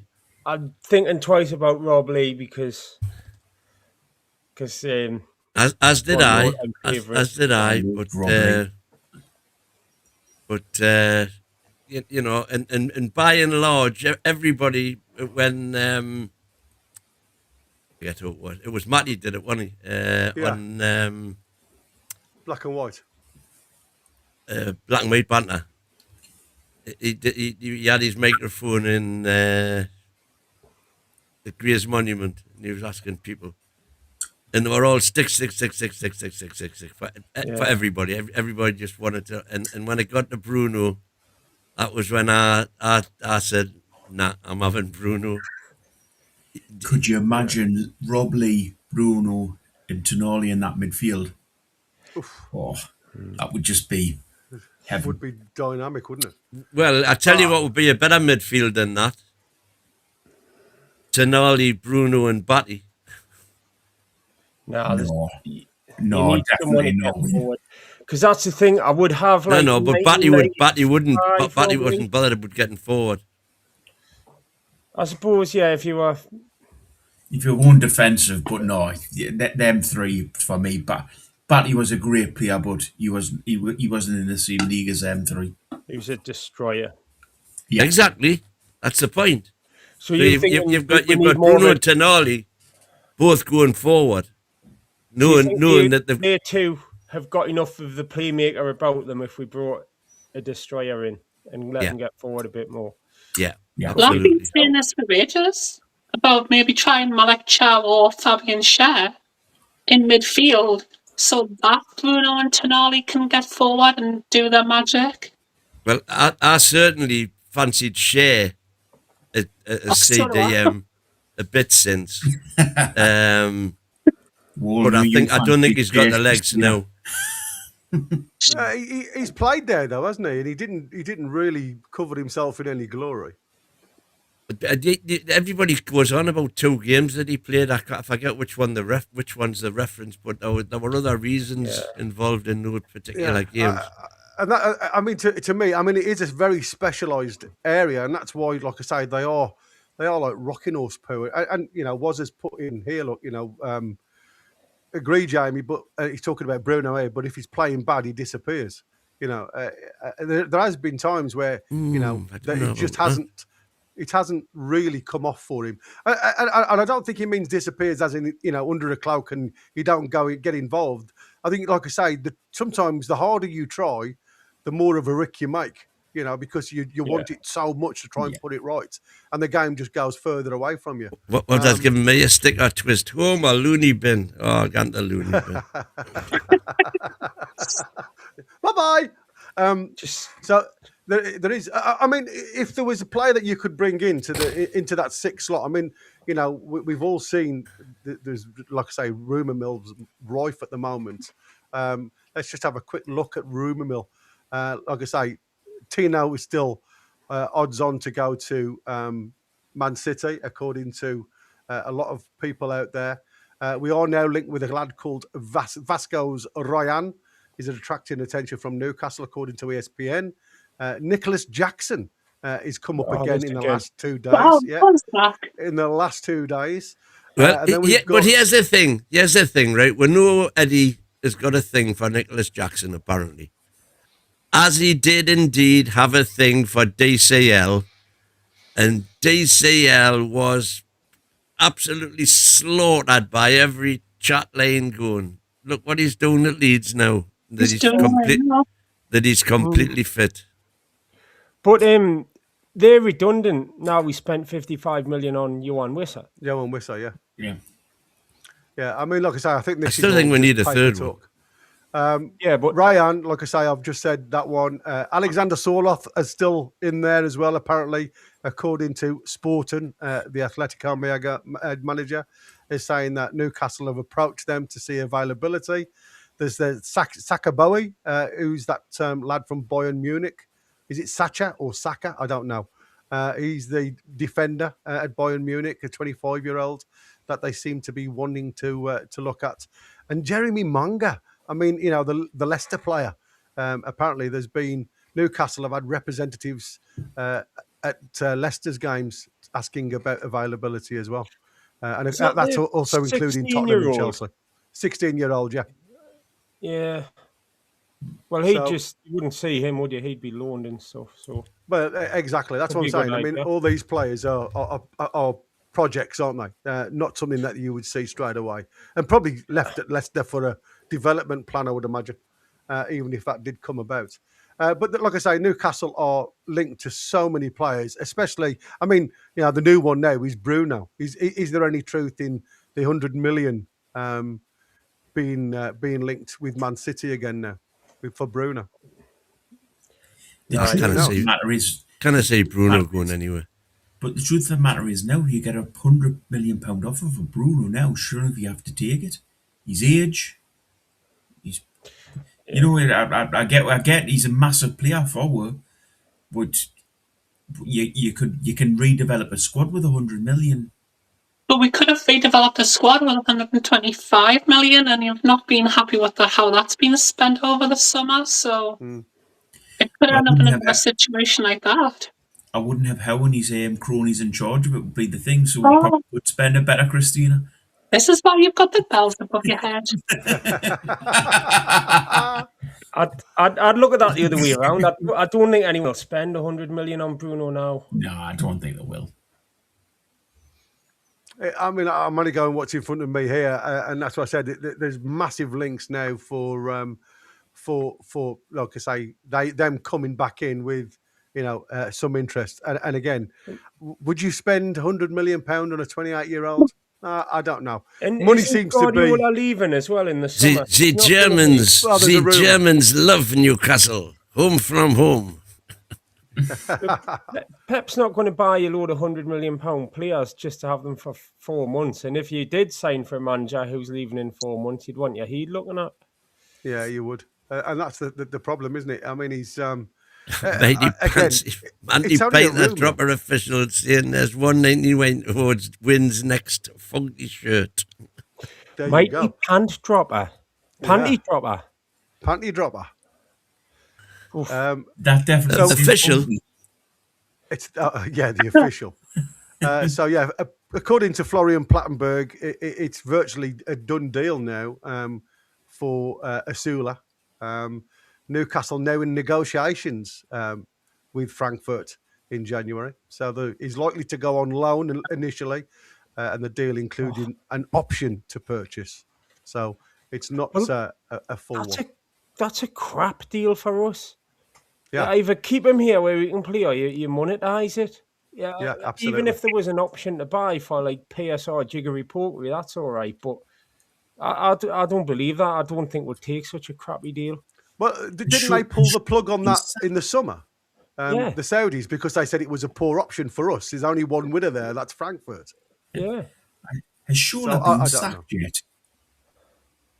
Has Shola been sacked yet? Has Shola been sacked yet as the loans manager? Is he still there? He's still there. Still there. I mean, Jesus Christ. Sanusi got his first goal, didn't he? Well. Yeah, Sanusi got his first goal for Lorient in League One. So coming off after his long-term injury. So he's injured. I think they played. They won 7-0, I think it was, or 7-1, and he assisted one and got a goal. So well done. It's good to see somebody doing something out on loan. Like I say, what's going to happen to the likes of Cordero? And again, are we just pulling the trigger too quickly on these boys and not having a look at them before they offload them? It's interesting. United obviously are carrying on with they're extending their longest contract with Cause, 18 years. I didn't realise they've been with them 18 years. So they're happy to extend that with Newcastle. So longevity still there. And what else was there I should see? There was another young brilliant. There you go. That I'd seen. Let me have a look at this lad. I don't know whether I'd seen this one. Brazilian journalist Pablo Oliveira reports Newcastle and Marseille are battling it out to sign Flamengo's 27-year-old midfielder Jorge Carrascal. Carrascal has 2 goals, 4 assists in 16 games this season, and Flamengo are well to sell at a modest 19 million euros in January. So there you go. That's another midfielder that they're linked with. So Was I saying, Borky's under the belts of Quasi's ding dong worry. No, but his face rings a bell. Are you Quasimodo? No, but your face rings a bell. Oh, there you go. You'll get it next week. You'll get it next week. Christmas crackers, isn't it? It is. It is. I read the report from Man City media. Man City to bid 150 million for Tino and Bruno. There you go. That's 150 million for both? No, for both. That's not enough. Yeah, for both. You want both? You can give us 200 million. Well, and Holland. Like I say, it makes you wonder whether there was a player involvement in that to come the other way. Well, the only player that's been involved in anything that I've read is Trafford. Yeah, well, according to form, they're keeping Trafford now, isn't it? We've got 645 goalkeepers. Oh, well, 644 because we've got one on loan. But we don't need another goalkeeper. I mean, Trafford's not an upgrade on Pope and Ramsey. And Tino Livramento is our only choice right back at the moment. And Bruno is literally our captain and playmaker. That's not a good deal, regardless of how much money they put with it. Giving us a goalkeeper, and I'll phone up Pep and tell him no myself. I'm sure you'll take your call, Christina. He's going to have no choice. He wouldn't dare not. I think you maybe sell Livramento. You think you will? Yeah, I mean, how much time does... It feels like there needs a bit of a ticking time bomb for a start. Yeah. And it's just... It feels like they're going to put a stupid amount of money down. I'm not 100% convinced because of the Pep thing that I said earlier, but if they offer 50, 60 million for him, I mean, we'll paid a fair whack for him, but that's I wouldn't take 60 million. Who would you bring in, Jamie, as a right back? Because we would need a first team right back if we got rid of Tino. I would leave Miley there the way he's played. The kid's been outstanding. Miley Alvarez. Alvarez, sorry. He had Garnacho in his pocket the other day, and then when what's his chops come on for him, he he didn't miss a beat, and he was so cool. If he can work out in that position, that solves a couple of problems, because I want Miley in the team, Right back, to be and fair. we've got trouble at fullback. And if you had him as an option, if he's a really good option, and you've got Hall, and you can get another versatile fullback coming through, and then you can get, like, all right, so 70 million off Man City for Livramento. That's good trading. I think I've just heard the mighty American Mag fall off his chair in America saying, keep me right back. Well, I mean, it's funny, isn't it? Because if you look at Chelsea, they had not only Garnacho play up against him, but Neto moved across as well to double up on him. So not only did he have two really quick, young, nippy players to deal with at times, and he dealt with it really well, to be fair. He did have cover a lot of the time. But like I say, you could see the type of movement. And that's what I can't understand with Eddie, where he doesn't make movements like that, where he doesn't go and throw two players on one side. I mean, Gusto was on a yellow card for I don't know how many minutes. Go put him under a bit of pressure, see what he can do with two players. Can you just remind me where Chelsea's second goal came from? Where did Chelsea's second goal come from? He's playing the right-handed defence position. An unmarked forward running into the right-back position. Well, no, he was marked. Who was unmarked? He wasn't unmarked. He was marked. They went man for man. He was Cho slipping. And again, that's how silly it was. You're 2-1 up and you're still pushing for a third goal. Oh, sorry, yes. I'm on about the one that they missed. I'm on about the chance they missed. All right, okay. Right. You meant Chelsea's second not goal. Yes. He's out of bed again. To be fair, in defence of the way that we played, though, the one thing that I know I've complained about over the past few weeks, and I think a lot of other people have not liked it, is Eddie going defensive with the team, because we don't do that very well. So the fact that we kept pushing forward, and again, nearly got that winning goal, I'm not holding that against the team for Saturday. I think it was better than if we tried to defend, because, well, I mean, we've seen how that works out for us. Yeah, I agree. Did anybody see Vlaco's save against Real Madrid for You Sevilla? mentioned it earlier on. No, here we go. I'm gonna. Have you got it? Here we go. This is Say this. Vlaco's save. So flick up on the volley, full stretch onto the bar. Oh, there you go. Surely we need him back in the black and white shirt. He's doing well there, isn't he? He's doing fantastically. You know how much they're expecting to buy him for? 5 million, isn't it? euros. 5 million euros. That's like Matt Sells, euro. Yeah. Wow. Yeah, that's what they're trying to get him for, because they're saying with his loan deal and everything else, they'll have paid somewhere in the region of 10. It's like Matt Sells. He didn't do anything as a goalkeeper for Newcastle. He was dogs for us. Yeah, but I mean, we haven't even seen this lad in the goal. But the problem is with this lad, we never ever give him a chance. No, we never saw him. He had half, didn't he? Eddie literally stomped his foot down and thought, I don't want this guy. He's not good enough for the team. And we never ever give him any sort of leeway whatsoever to be in the squad. He had Bob and Dubravka in front of him. I've seen him playing 45 minutes against Wimbledon. Against Hull? Been shit, to be fair. Against Wimbledon.